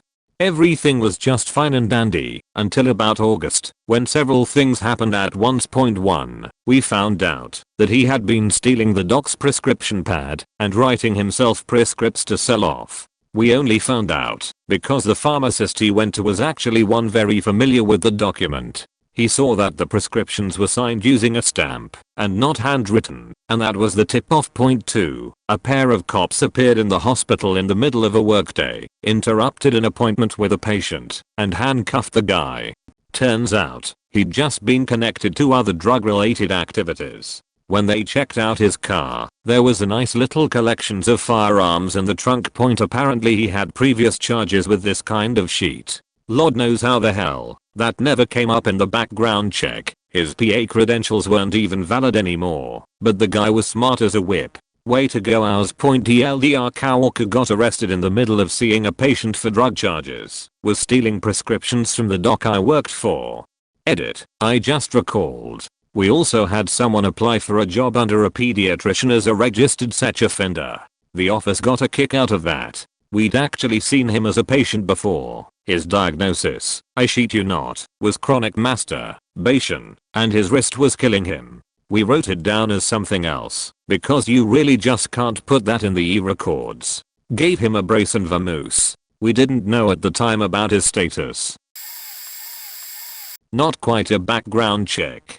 I once worked for a huge multinational conglomerate whose name most people are familiar with. Despite being a publicly traded company, a single family wields a lot, if not most, of the power anyways. One of the sons of this royal family was sent to work at our regional branch. He wasn't the head of the branch, but was still given a high rank and an executive title. Because of his family ties I was in it, and worked near the guys that were responsible for system admin. His web browsing repeatedly got flagged for visiting brothel/prostitution/escort sites.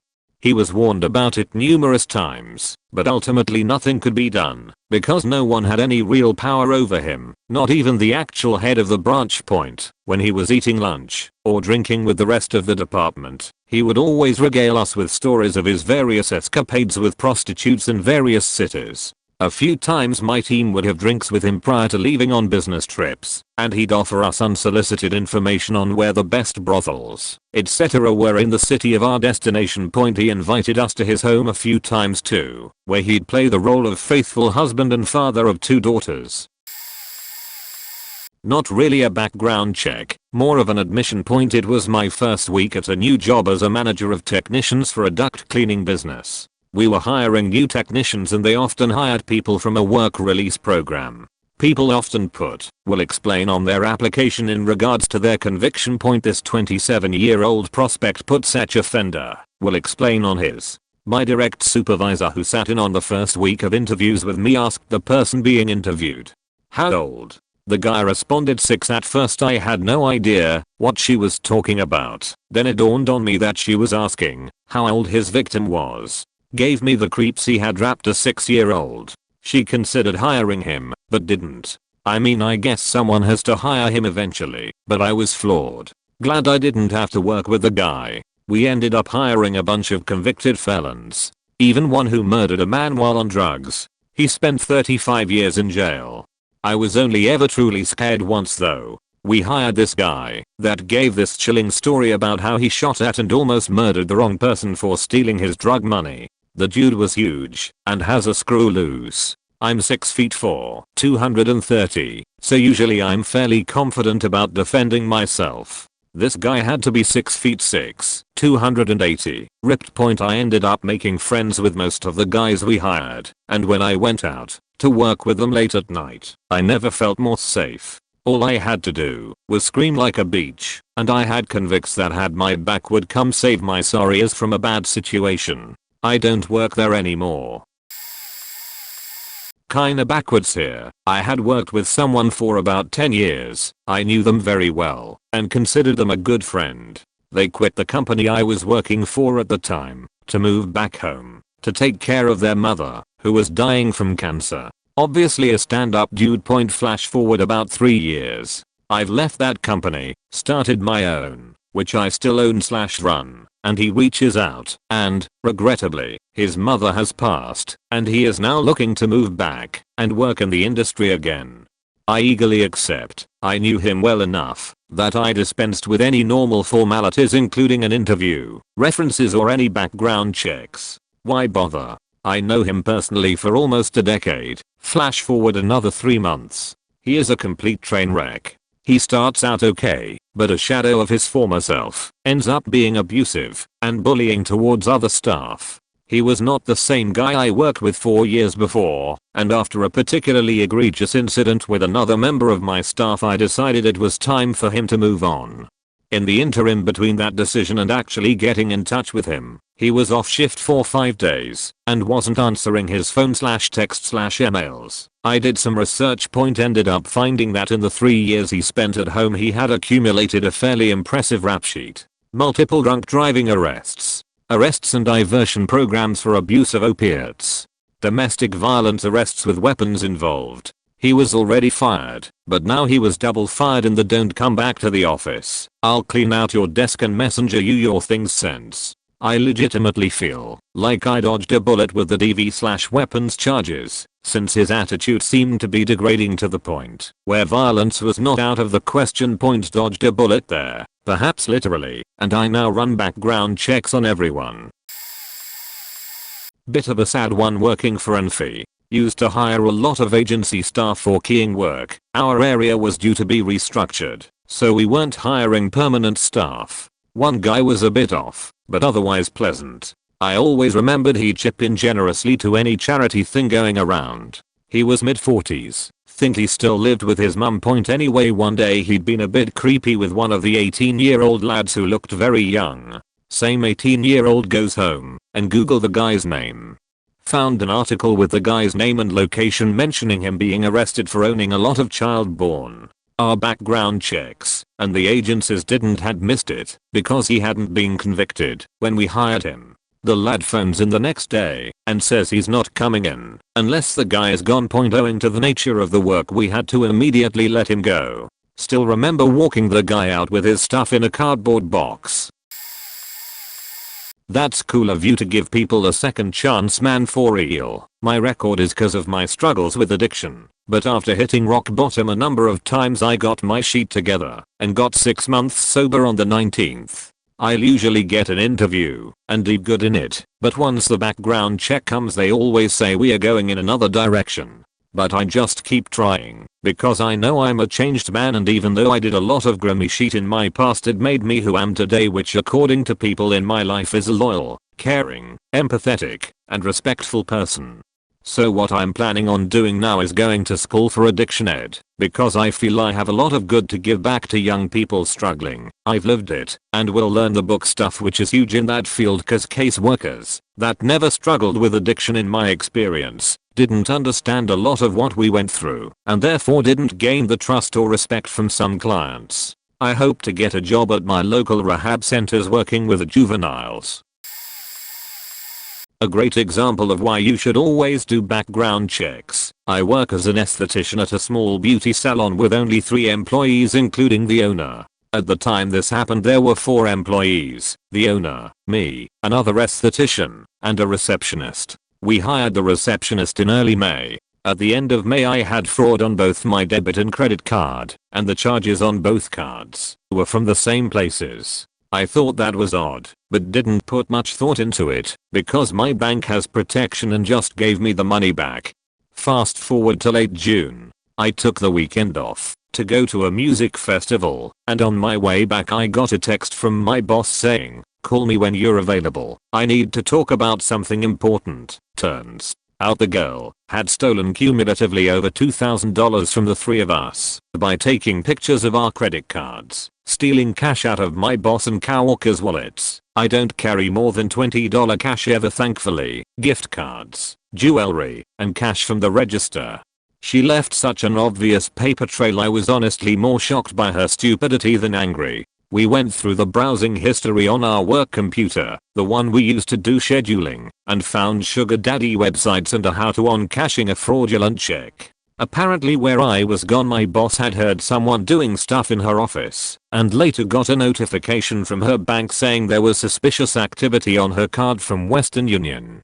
When she went to the computer, the Western Union website was the most recent site open in the history. Obviously she was fired, but about a month later my boss told me that she had had a membership card to a massage place and apparently someone else had been using it. The place makes everyone fill out a consent form before getting a service and they mailed us the forms. This idiot had filled out her form with all her real information including her address. Oh, and I went back and looked up what she had used my cards for, and the charges were from Pizza Hut a few blocks from her house. Really? You had access to all of my money and you chose to spend it on Pizza Hut? So yeah, now we do background checks on everyone, have security cameras, and keep our purses in locked cabinets. I finally can answer something. I work in hours. I was working on hiring someone into a director position for a tech company. I worked in a whole other state and started working on said person's background check. Her work experience was fine. However, she was asking a lot of questions about the drug test and how it worked. I brushed it off as that she was working for her last company so long she was just nervous. She also was really high up in her last position, so I also thought she was just anal.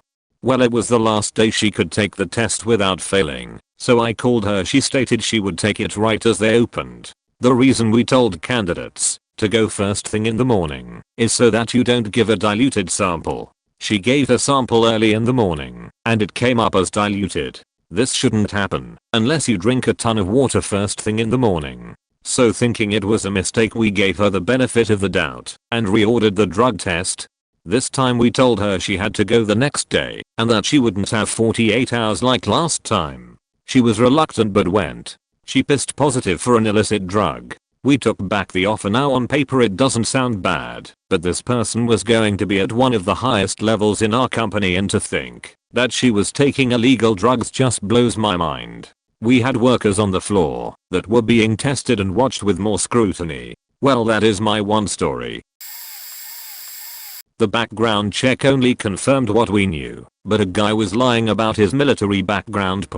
When I was a shooting instructor, we employed a lot of vets, obviously, and one of the instructors in another department brought us a guy who said he was an expert rifle shooter. He said, "I'm not vouching for this guy, but if you like him, he would fit with you." Well, I gave him a ride in our Polaris down to his department. My colleague gave apparently the quickest interview of his life, because when I came back 5 minutes later the guy had the job. He had no idea about any of us, but he got to work. Here's how my first conversation with him went as shooters were putting their rifles on the staging area for a tactical course we were running. FNG, that guy has a scar. That's awesome. Me. Yeah, some guys spend a lot of money on the rifle first. You'll see some fun weapons in this job. FNG. When I was in the army I used one of these. Me. Oh yeah. What did you do? FNG. Well, I was air defense, but I worked with special forces in Afghanistan, which was a red flag, because what the fuck would they need some air defense guy for? And when I joined them, they brought me to a table with a scar on the table and just every scope and gear I could want for it, and told me to customize it any way I wanted. That was all I needed to hear to know he was full of shit. We gave him a little bit more rope before we let him know our backgrounds, and that we knew he was full of it. It was actually pretty funny when we finally dropped it on him that we would be doing a background checkpoint. It was the most satisfying firing I've ever done in my life. I had a group interview with a candidate who was qualified for the job. Everyone liked him and gave him the thumbs up point. Since he had a somewhat unusual name, I googled him and discovered a newspaper story of a person with the same name being arrested for selling drugs. Nothing big, just a small amount of weed.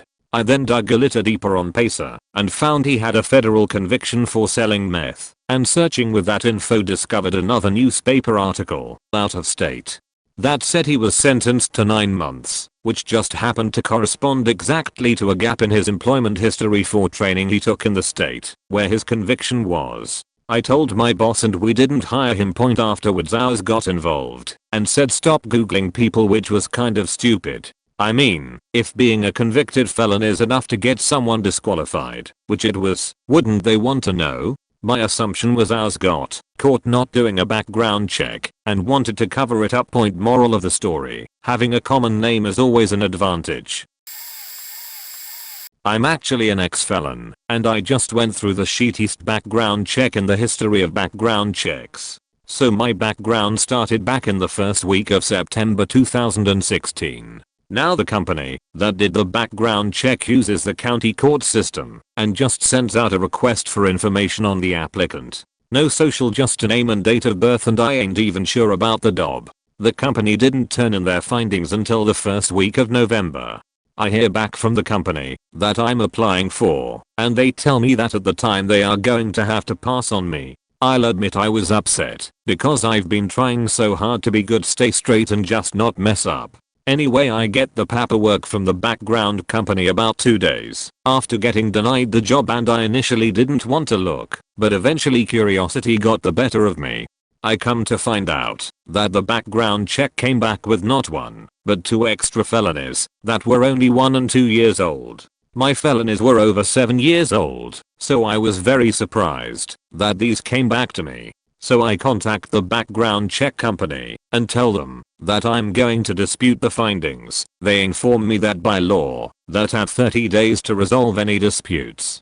Since the original background check took over a month and a half, they knew they wouldn't make the deadline, and so they just removed everything I was disputing and resent the paperwork back to the company I was applying for. In the end, the whole application took over 4 months. I just heard back from the company I applied for, and they still passed, but I feel that I was hurt by how long the application took.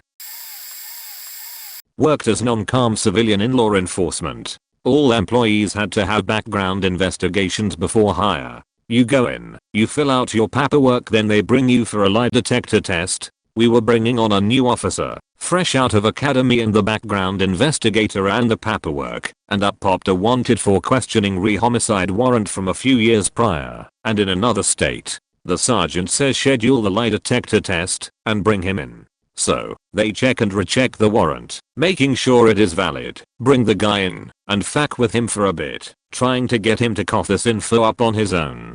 Not happening. Finally, they finish the test, and the sergeant comes in, and handcuffs him, and is walking him to the jail, not telling him why he's arrested him yet. The funny part is the guy thought they were just hazing him as a new hire, right up until the booking process. When the warrant was read to him the next day, a new sign went up in the investigator's office with this guy's mugshot and an overprint saying never lie to your investigator. TLDR, new officer hire found to have a warrant out for questioning in a homicide. I used to work at a county hospital. We had a plumber's helper that had worked there for some 15 odd years who'd finally managed to get his certification as a full plumber. He applied for a full plumber position and was accepted for an opening at another hospital facility in the county. Well, part of the process for being hired into a new position is that you basically go through the entire bureaucratic hiring process, just like you were a new employee. He filled out all the paperwork, submitted his live scan fingerprints for the background check, and was generally super happy to finally be moving up in the world. It's like a 35% pay raise. Then his background check came in. Turns out he was a registered sex offender in another state, and he moved to my state some 20 years previous, and never registered locally.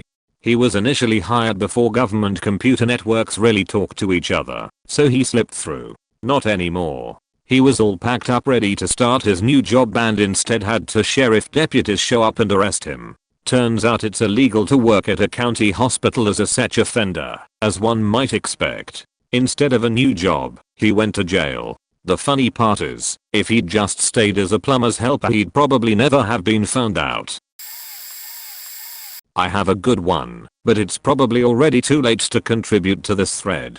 I'll tell my story anyways. So I'm a volunteer coordinator at a non-profit. We allow almost anyone to volunteer with us. However, if the volunteer says that they were once convicted of a felony, it is up to us, me, to follow up and get the scoop directly from the volunteer him/herself and check in with references, etc. So this dude calls up and says he wants to volunteer and just filled out the application online. I saw that he is indeed a re-entry citizen. So I asked him what the scoop was on that point. Keep in mind, most people who come to volunteer with us may have a drug charge or something petty, but if it's anything close to rap or murder, hell no. Apparently this dude that I was talking to on the phone, all casual like, had killed 3 men and just finished his 50+ year sentence. The dude was like 60 something. He was so nonchalant about it too. Obviously me and my ed follow up later and said sorry, yeah, not gonna work out. I did not do a background check on this one because I was desperate for people, so here you go. I hire this woman, train her and throw her into the mix and wait for either positive/negative results. A week goes by and one of the managers informs me that we have a problem with her. Seems she had race-related issues, very confrontational if you weren't white, so I'll let her go. About a year later she shows up, humble and willing to do the job on my terms. Please let me work here and there will be no issues. I felt bad and had her on a short leash. The next day the police show up and arrest her at my office. Why, you ask? Because the night before she came to me begging for her old job, she had slept with some guy at his apartment. The infant she had with another guy wouldn't stop crying and it was interfering with their adulterous affair, so she wrapped the infant in a garbage bag and placed it in a drawer. She got back on the couch and had sex with some guy while her newborn child died right next to her. The father of the child found out and called the police. I live in the UK. We hired a lot of immigrant workers at one place I worked. We did criminal record checks because of the nature of the job. We had a huge intake of staff, and so we let people start before their records came back on a supervised induction. One day I was sitting in the canteen talking to a guy from somewhere in Africa. He was saying how happy he was to have the job, how he had been divorced and homeless and this was his break. He had a new apartment and he couldn't wait to get paid because he had no furniture but a mattress. Another guy, white British, overheard this and came and sat with us. He told the dude he had a sofa and a bed in his spare room and he was welcome to have them for free. He offered to bring them round to him as he had a van he could use. I was really touched and made a mental note of what a lovely bloke this man was. When he went away I said to the African guy, "Isn't that lovely?"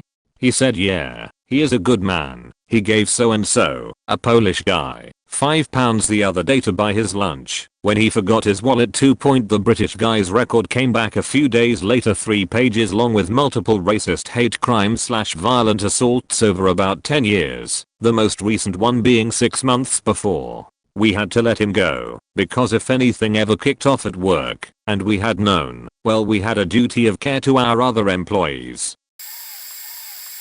Called the woman's reference, who proceeded to slam her quite hard. All the other references were excellent. Turns out the first reference didn't want her to switch jobs. I hired her anyway and told the employee what their now former reference had said. A friend had to fire a guy who photocopied his naked but and added it to the last page of a report for a client. He thought it was hilarious because he assumed his boss would find it and remove it before giving it to the client. The boss did find it, but almost missed it and gave it to the client. The guy was fired on the spot. Last story. Posted a job on the website with clear directions where to email the resume and cover letter. Instead, she filled out a request for information form on the website and somehow crammed the resume and letter into the various fields. It came out surprisingly readable, but the formatting was terrible. I stopped reading the cover letter when she said she clearly follows instructions. I worked as a dock manager for DHL, officially worked for a private contractor that worked for DHL, about 10 years ago, in Phoenix, Arizona. I moved from Salt Lake to Phoenix to do this. Phoenix is a bit more tough than Salt Lake in terms of the ghetto and gangster lifestyles, because we would load packages onto containers that would then go onto an airplane. We were required to do background checks. I had an eclectic group of about 10 guys working for me. Many of them were Latino. Many of them had grown up in Phoenix proper, not Tempe or Mesa or Scottsdale or anywhere nicer, but actual Phoenix, which is kind of hardcore emo. So, I knew we were supposed to do background checks. I believe it is mandated by the FAA. Well, one day, a corporate security guy for DHL came in and told me we had 2 weeks to comply. I was actually the operations manager for the contractor I worked for and was in charge of 4 separate facilities. 3 in Az, and 1 in Vegas. I personally managed 1, then would go meet with DHL representatives at the other locations to make sure it was all going well. Well, I did the paperwork and gave it to the corporate security guy. About a week later he came back in and alerted me that I would have to let go half of my own crew and about 15 other people from the other 3 facilities. It was heartbreaking. So many of my personal crew were high school age, many dropouts, many gangsters who were trying to turn it around. I thought about how to handle it, and I decided to meet with all 5 of them at once. Basically, a felony would make it so you could not work there. Had to fire 5 guys at once, all of which were great workers and all of who I liked. There was one older guy who was the uncle of one of the younger guys. Had some sketchy tattoos that looked maybe prison-esque. Well, as it turns out, he had done 20 years for attempted murder. After learning this, I looked back on my experiences with him, and there are a couple that stick out where he got overly aggressive when I was yelling him what to do. After I fired my 5 guys, I had to call the other managers at the other locations mad, let them know who to let go. It was awful. I have fired many guys over my life, but this was unprecedented, and I have never faced anything like it. I went to my car after all the doings and phone calls, and I called my girlfriend at the one sobbing. It was so sad. Not an employer, but I would add a note of caution to taking background checks on their word. A friend of mine was applying for a work visa overseas and was required to provide, at his own expense, a background check. For this he applied directly to the public authorities. No third-party handling of confidential information is allowed here, so this was a governmental level fuck up, and asked to receive a copy of the check himself. Good thing too, 'cause they sent him the wrong person. Turns out, he received the criminal record of a guy with the same surname, nothing else. And this guy had done some really bad stuff. Human trafficking, Class A drug smuggling with intent to supply, faking everything. And he lived about 10 miles away. Anyway, my friend quickly called the embassy, and after begging repeatedly, they agreed to allow him to rectify this and apply again. It took months, but eventually, this had to be cleared up at the highest level of that office, assuring them that my friend had not smuggled drugs or been involved in human trafficking. So I'm not sure if this really counts, but my mom was looking for a dog sitter in Maryland. We live in this little town called Eden that's kinda in the middle of nowhere, so not only finding a dog sitter is hard, but finding one that didn't crate dogs and could deal with all of our dog's anxiety issues was a challenge. Finally we find one and all seems well with the world. She's within driving distance and our dog seemed to like her. So my mom leaves the dog with her one weekend when we are on a 3-day vacation and the woman is constantly texting my mom. It's fine whatever, she's probably just really chatty. Well, what we thought was a chatty yet awkward lady ended up stalking my mom for about a month. My mom couldn't sleep at night because of it. My mom is borderline getting a restraining order, so we are at a farm taking a riding lesson one day when my mom offhandedly mentions the situation to my trainer. And our trainer stops and is thinking for a minute as she recognizes the name, but not sure from where. We googled her and find out she used to be a social care worker who lost her job due to stalking. She would stalk her clients and make them feel like they were in relationships with her when none of them wanted that. My mom was horrified because that's what was happening with her. My trainer then remembers that she had been stalked by someone, not her, but one of her clients. She had been encouraging the behavior of her client and my trainer was the straw that broke the camel's back, so to say that ended up losing her first job when she reported the stalking. Anyway, always do background checks even on people like dog walkers and dog sitters. There be some crazy people out there. The interviewee's name is changed below. We shall call him Keith. My store manager and I was about 22, interviewed a kid, maybe 19 to 20, to be a cashier about 2 years ago. Interview is going weird because he keeps answering everything with a catchphrase, me. How's it going, Keith? I'm glad you were able to come in on such short notice for an interview, Keith. Man, I'm cool as ice cubes, fine as wine as time, ain't never had a bad day in my life. Verbatim what he said, me. Oh, well, okay. So tell me about your last job. Keith. Man, it was hard as a rock, but all the honeys bee flowers bees, looking so cute and stuff. Keep in mind my boss at the time was a 30-something-year-old woman. Me. Well, alright. Have you handled money before, Keith? I finna make it rain. Me. So, is that a yes or a no, Keith? Nah, Superman. He continued to call me Superman after this, so Keith takes off, and I tell my boss there was no way in hell I was hiring him. She laughs and tells me she's hiring him right away. She offers him the job contingent on a background check. We worked at a retail pharmacy and his background check comes back with 6 counts of possession of a controlled substance with the intent to distribute. She says she's willing to ignore that, since it was all over a year old, so we continue. 1 charge of armed criminal action, 2 charges of unlawful use of a firearm, and 1 charge of breaking and entering. She hired him anyway. I got transferred about a year later, but Keith was still there. The boss moved to Utah or somewhere, but my best friend is the assistant manager at that store now, and her current boss tried to promote Keith to overnight supervisor. He also ignored the background check they had to run again, and sent Keith to a drug test for his new position. Keith failed with the lab telling them he had at least 3 different illicit drugs in his system. The store manager attempted to cover up this failed test and keep Keith on as a cashier. A month later someone sent in an anonymous tip to the corporate ethics and employee relations line and Keith is not employed at that store anymore. This happened at a big well-known Silicon Valley tech company. The candidate's prior experience was only at tiny startups, and he was out of a job because his last company had folded. He was interviewing with us, Big Tech Co, and with another early startup. He did extremely well in his interviews, some of the best feedback I'd ever seen. Hire him now, pay him whatever he wants, etc. So I was very eager to get him. Then the recruiter told me that he was leaning toward joining the competing startup, so I took him out to lunch, hoping to sell him on joining us. I've done this a bunch of times, so I was quite confident.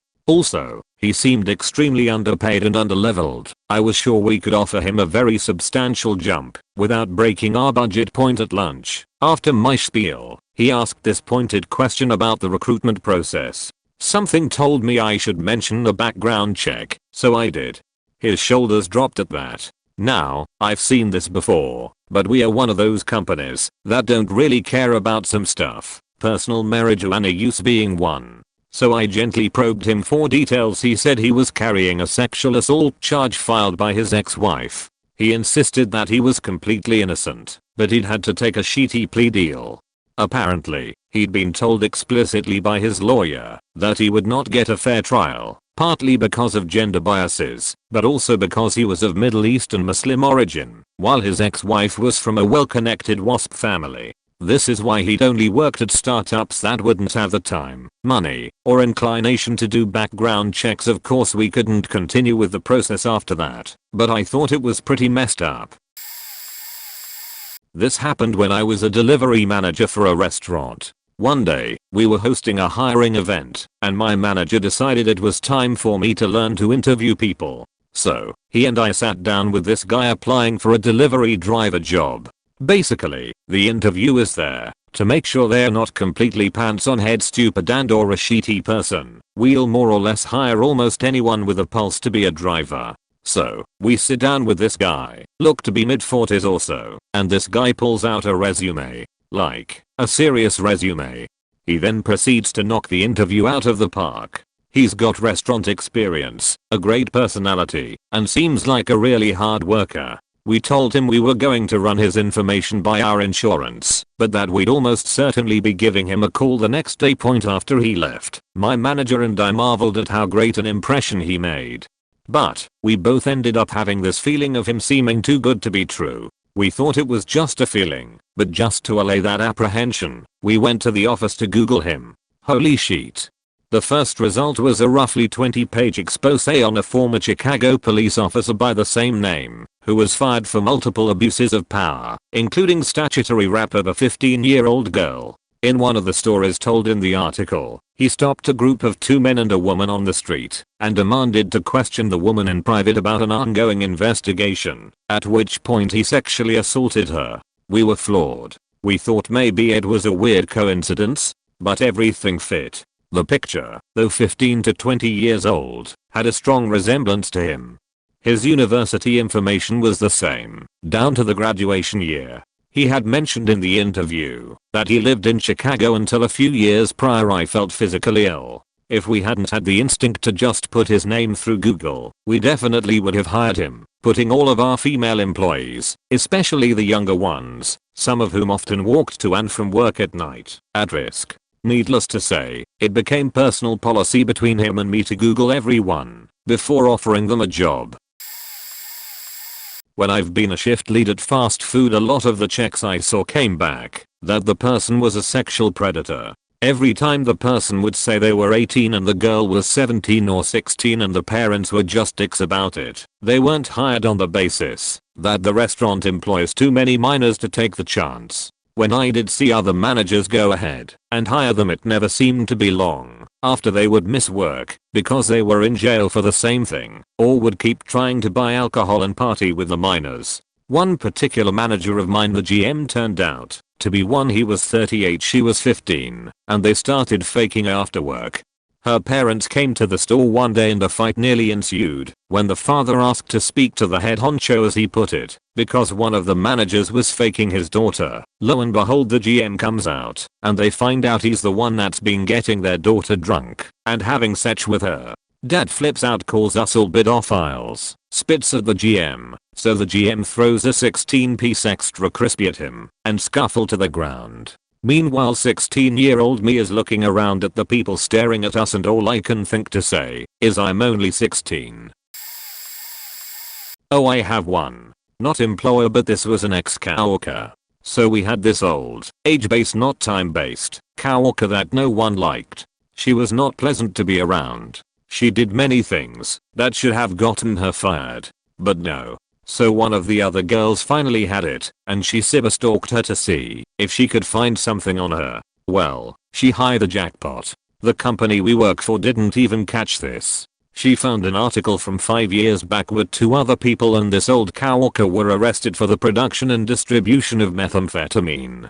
The other 2 suspects were released on $150,000 bond, while this old coworker was released on a $250,000 bond, having to do with that the home that was raided was hers. This arrival had mugshot and all. Anyway, everyone found out. Worst kept secret at that point. Had to have managers come and speak to us as a group and tell us to quit talking about it and leave it alone, as upper management had taken into consideration the events, but she would still be staying employed. She was fired 2 weeks later for falsifying customer surveys. Not an employer, but was an employee for the Royal Navy. I disclosed everything I could to them. Eventually I had a knock at the door from the national security people. This lady started to ask me questions about my past that I had forgot and was not aware were on paper at all. Apparently, when they got the clearance request with my name on and they pulled my details, the first item on the list was that I had been arrested for making bombs. Well, that apparently put up an alarm and red flags.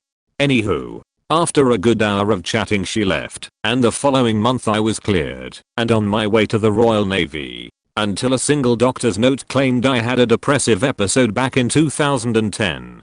I spoke to a doctor about a bad day, breakup, etc. No follow-up, no meds, just a friendly person to talk to. Since I had just moved to the area, well, I guess that makes me PMU. And until I can contact that doctor and have him edit the account saying he was wrong, you can't join the forces. I'm now trying for the reserves, but I doubt I can talk my way through that one issue.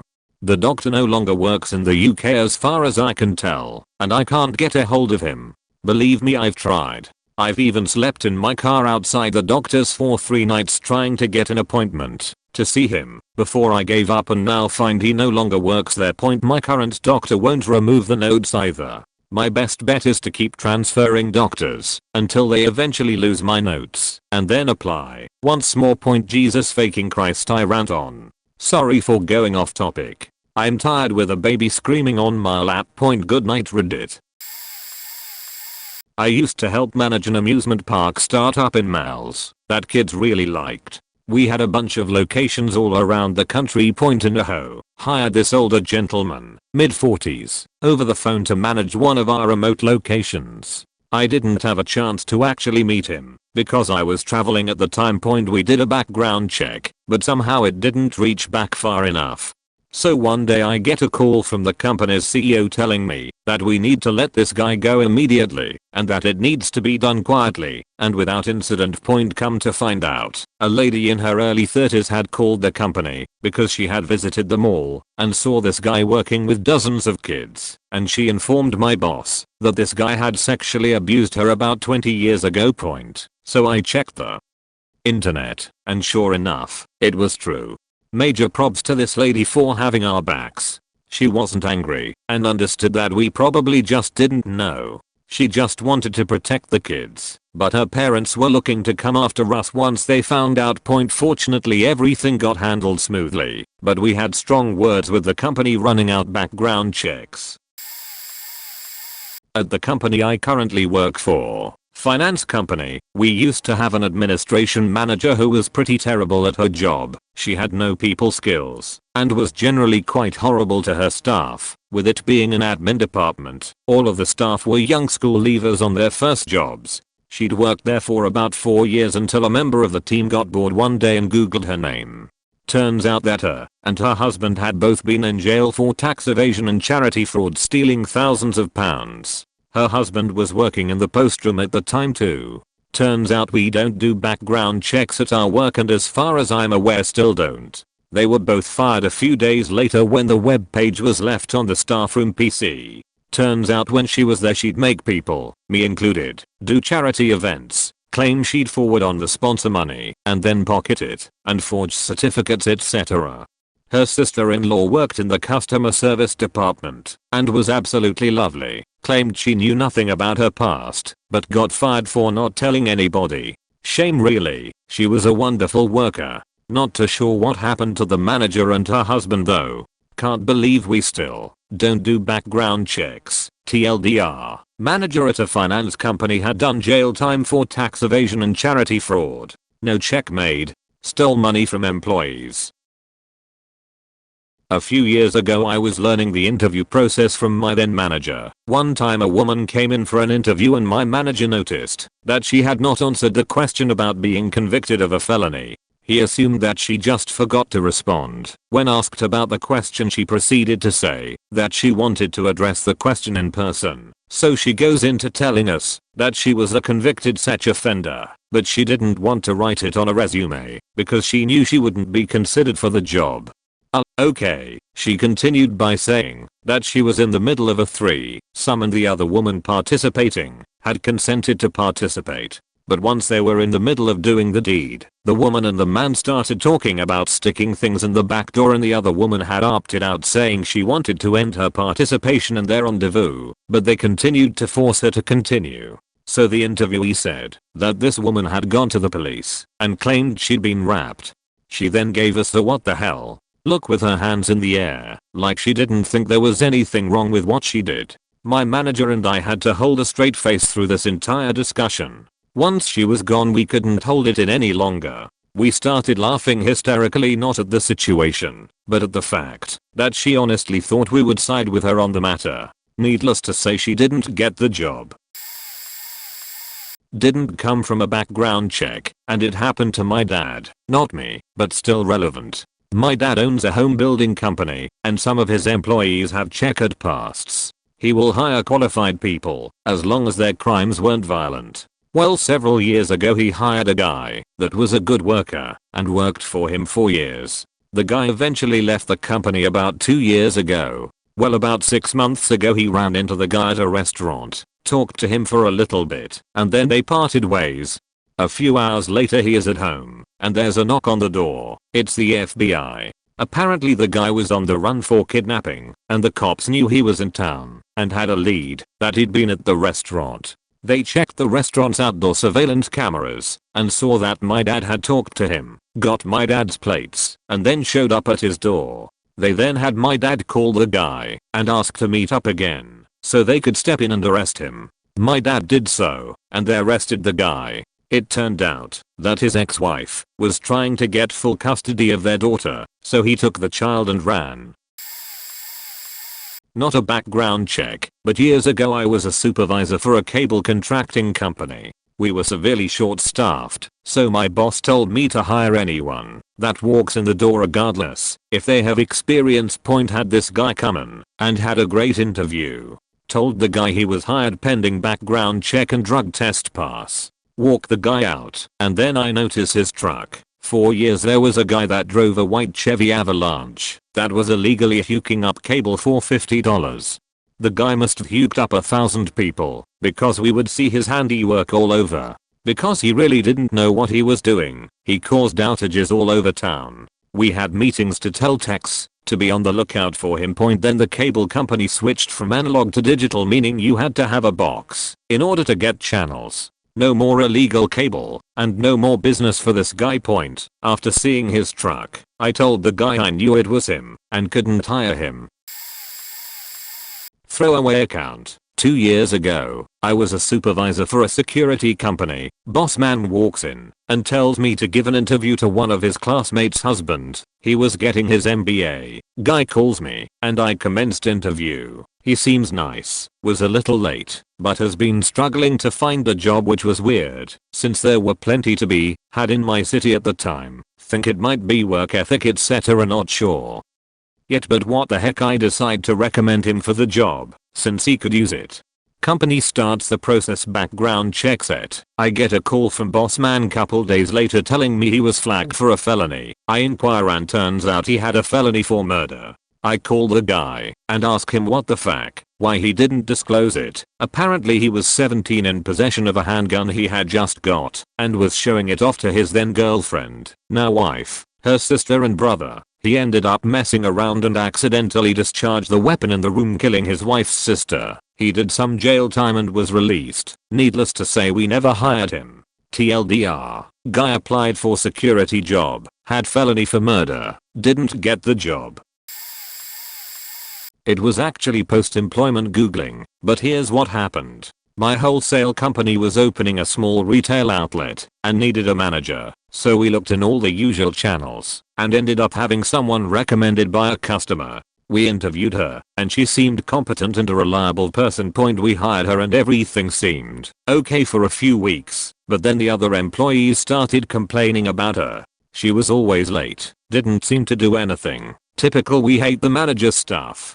Shortly after that, one of the employees called me and asked if we had done a background check on her. I said yes, we did the normal pre-employment screening. This was before googling someone became a very common way to get information, but she told me that I should google her. I did, and this is what I found out. When she was in high school, she had been arrested because someone had found a baby alive in a dumpster a few blocks away from her house.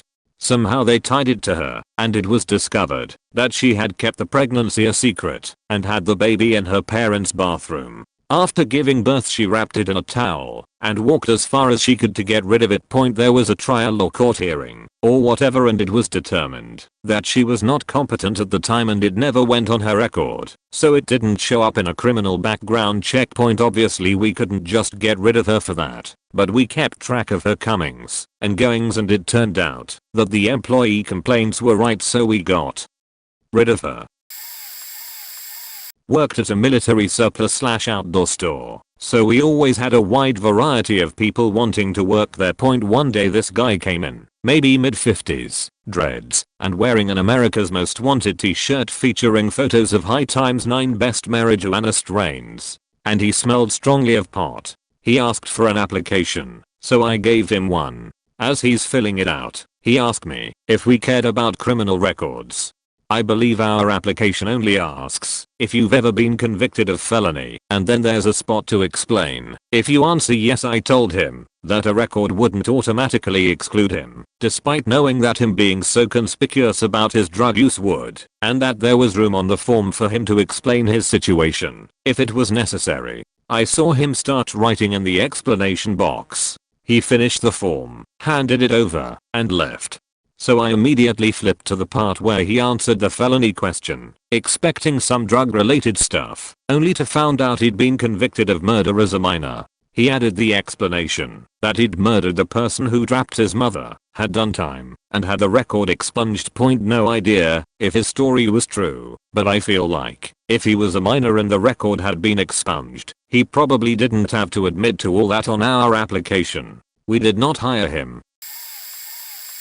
Late to the party, working for an agency that places people in seasonal positions, often working with kids. Was waiting for a check to come back, kind of check that individual can apply for themselves, and it's taking way longer than it should. I keep calling the person, asking over and over where it is, and they insist they've applied for it. It comes to a few days before they're due to start the position, and the check people come back and refuse to issue a certificate confirming a clean background. I call the person and basically say, come on, for them to refuse to issue a certificate there must be something you haven't told us. Person goes well, before proceeding to explain that they were once accused and arrested for something to do with a minor, but never convicted. Had to cancel the placement and let down the employer right before the season started. Felt bad for them, but when it comes to working with kids we couldn't take that risk. I was hiring an intern for a social media internship. She happened to be a very attractive 22-year-old student with very little experience and very big assets. I asked her if she was active on social media and which channels. She said, oh yay, I just passed 20,000 followers in Tumblr. I didn't ask her what her username/profile was. Can't really do that in interviews. I offered her the internship at the end of the interview and she smiled excitedly and walked out. That's when I noticed a very high and tight business skirt, and under the hem on her back thighs were those big gaudy tied ribbon tattoos on each lower. As after she left, I started my research and found her blog with typical Tumblr-born posts that focused on hot girls smoking bongs and weed, and hot pics of girls with augmented breasts. Sure enough, there were plenty of #me selfies sprinkled throughout. No wonder she had 20k followers. I told my boss, and he made me call her immediately and tell her the open position is already filled, something she probably heard a lot. Not quite an employer, nor was this a background check, but still relevant. I work in admissions, reviewing applications and admitting students. Every spring, we email high school guidance offices a nice little congratulations to these students. They have been admitted to anonymous U. Note, listing the admitted students from that school. 1 year after sending that email, one of our admissions staff gets a call from a high school principal. He basically says, I'm not legally allowed to explain what happened, but you should probably Google X student. So we do, and we find out this student was currently in a juvenile detention center because the previous year he had murdered a fellow student. There were drugs involved. It was nasty. We quickly rescinded that student's offer of admission. Also, yes, our application does have a section for students to disclose if they are in good standing with their current institution and if any criminal charges have been brought against them. This student just lied. Our best guess is that his parent filled out the app for him, and we never would have caught him if the principal hadn't filled us in. Kinda related. Wasn't employment, not even me who found out, but it'll be a similar story to stuff you'll find in this thread, I hope. Last summer, I went on a volunteer thing called NCS, National Citizenship Service, where they get teens, 15 to 17 I think, to do some community work in teams. During the first weekend, which was a residential activity trip to get to know and bond with your team, our team found we didn't really like this one dude, let's call him Bob.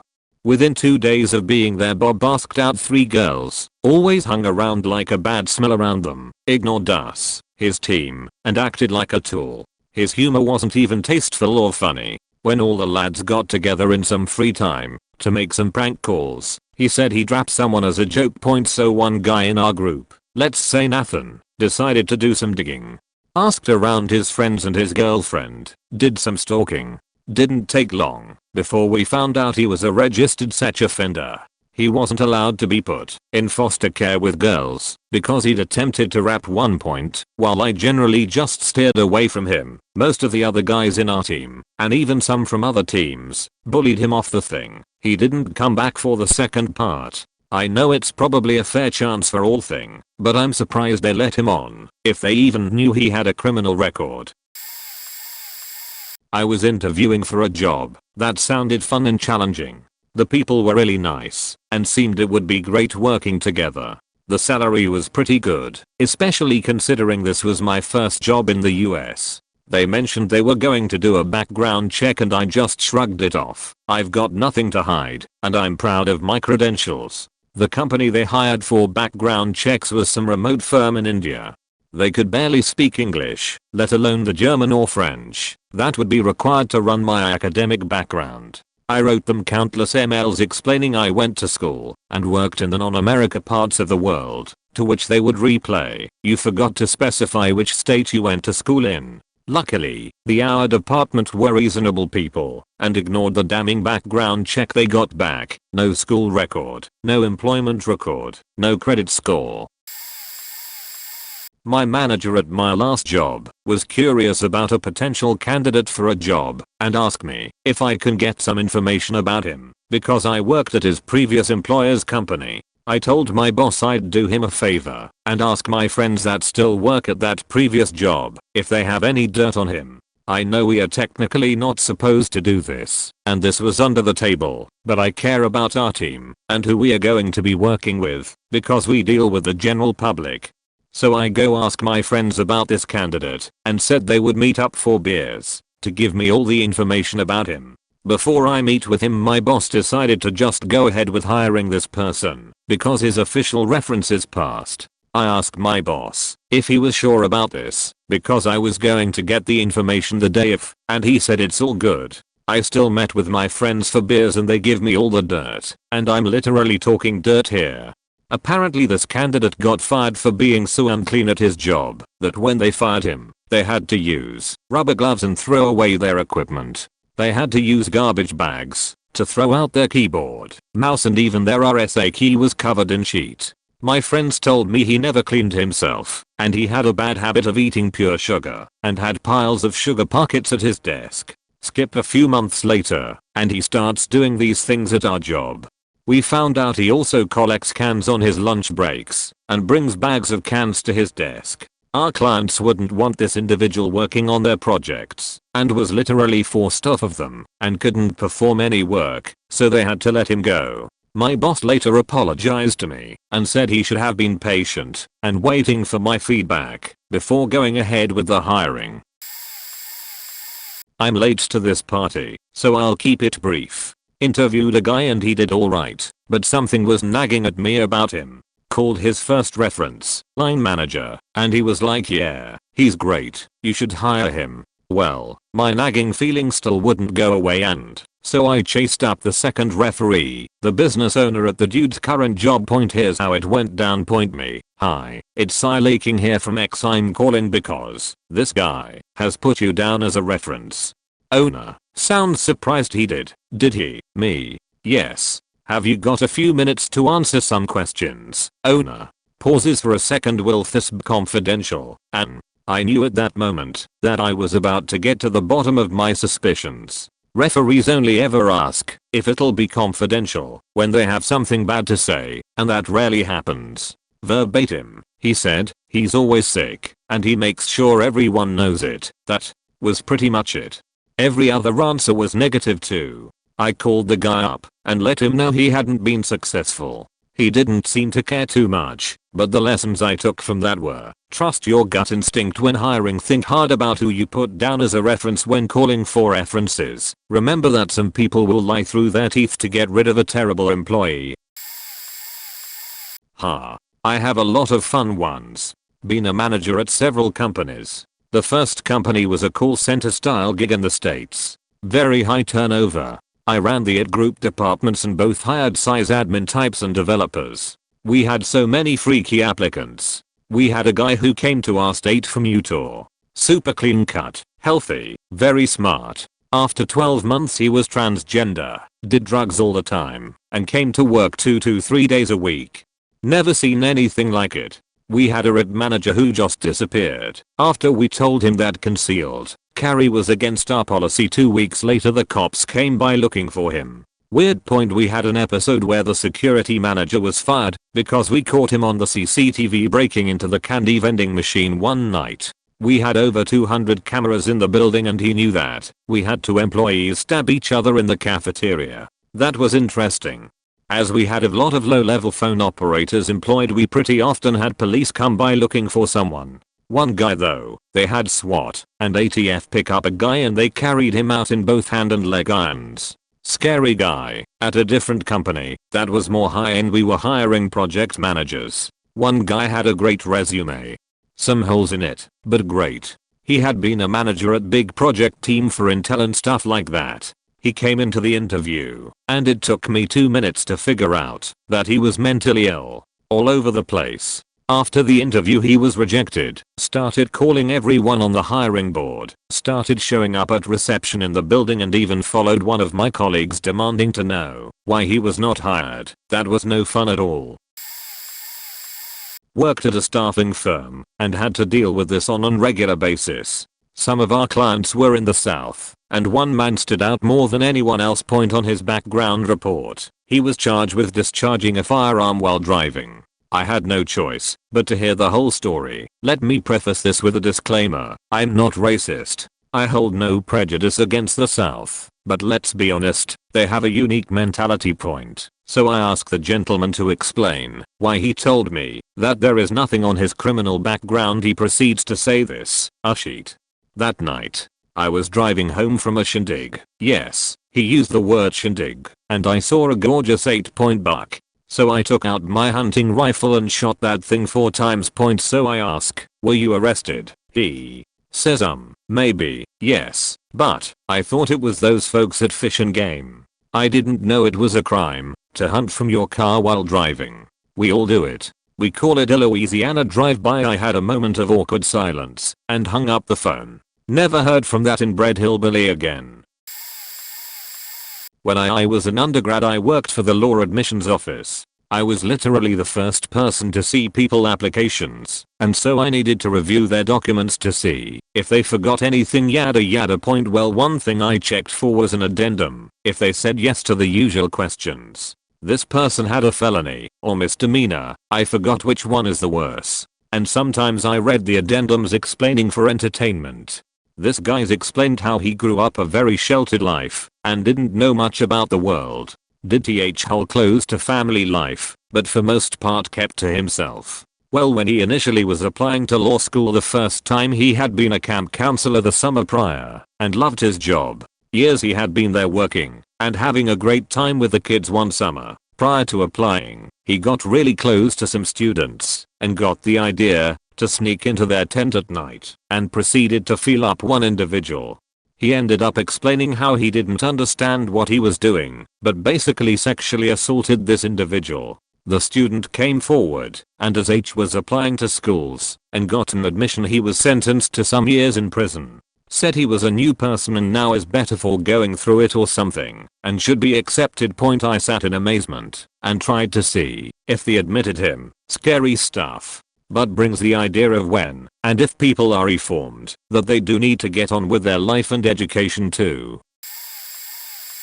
I do in fact think you're misunderstanding me. Let me clarify. All adults have inherent sexuality. They are attracted to whom they are attracted to and don't really have a say in it. Nearly all adults are sexual beings. That is to say, they experience a biological imperative to engage in sexual acts. Some experience this more than others, but in all but a vanishingly small percentage of cases, this is the norm. History shows that attempts to suppress, change, or ignore sexual orientation don't work.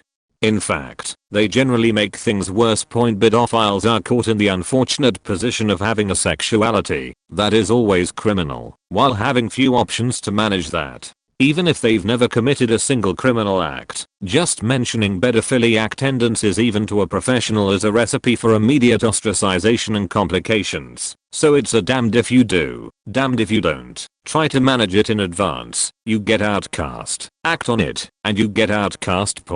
That is at least in part a product of social mindsets. If you are attracted to kids, and you know it's wrong, and you know telling anyone is just going to get you called a sick fuck, what are you going to do? Hide it, try to deny it, and hope you never cave. It's a private battle against condition 2 up there, and condition 3 usually wins. So yes, condemn and punish criminals. But a more productive approach would be to acknowledge it exists and try to head things off before they wrap, through help and assistance. Telling people don't do what your body wants is stupid and doesn't work. Or else we would all eat a lot less and have great abs. Not an employer, but I work for a company that actually does background checks. It's disturbing how many applicants' checks come back with felony sex offenses, everything from child molestation to rape, who don't disclose the offenses. It's probably everything from hoping we don't find them to believing that companies don't actually perform the checks that they say they will, and that candidates fill out paperwork for. Also, it's urgent need to take a shower inducing to see how many such offenders are openly grinning in their offender pictures.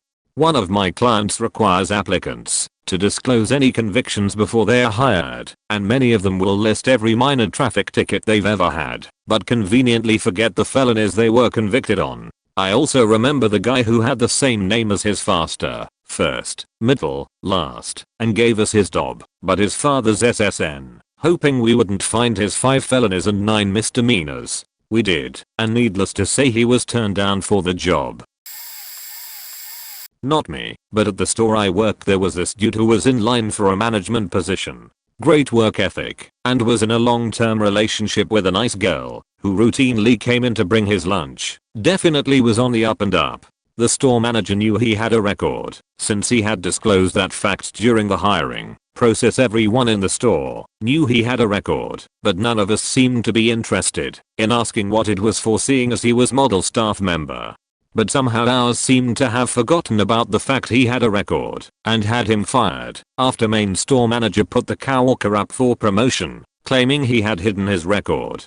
People that were workplace buddies with him were upset that he'd been fired, but we all accepted the loss and went on with our lives. Me, a few days after he's fired, happening across his picture on one of those people of type sites. Turns out his record was because he'd masturbated into a cup, then threw the contents of said cup onto a girl's leg. Point: the story failed to mention if the girl was the same girl we knew he was dating or not. Neither an employer nor someone who does the hiring, but here in Silicon Valley, where there should be an abundance of people who knows how to deal with Apple computers, they flew little ol' me up from Southern California. All essential expenses paid up here. Why? First candidate came in absolutely reeking of weed and stoned out of his mind. Even though California legalized marijuana at a state level, it's sadly still illegal on a federal level, which is why I have not lit one up in a year and still haven't despite it getting legalized. Otherwise, after working a 12-hour shift, smoking until I fall asleep sounds really good. With that, it's obvious that he faked his drug test, since everything came back negative. Even if it was fully legal, our jobs were to upgrade computers for the executives and walk them through new features, and it's still as unprofessional either way. Second candidate knew nothing about Mac computers and lied on his resume claiming he knew how to use one, but was coming there hoping to learn how to use one. Well, the job description said we are teaching them. Also, that's why they're Macintosh or even Mac Linux. Third one came in same time as the second one. Didn't know that much either, and would skip ahead in very detailed instructions that has to be done in order, as in he would launch a very resource heavy process, file vault encryption, first, and would routinely skip steps, or spend most of his time on his phone. Point: added silicon, not silicone. I fell asleep in science class and always get the two mixed up, especially since I happen to use silicone, dielectric, grease fairly often.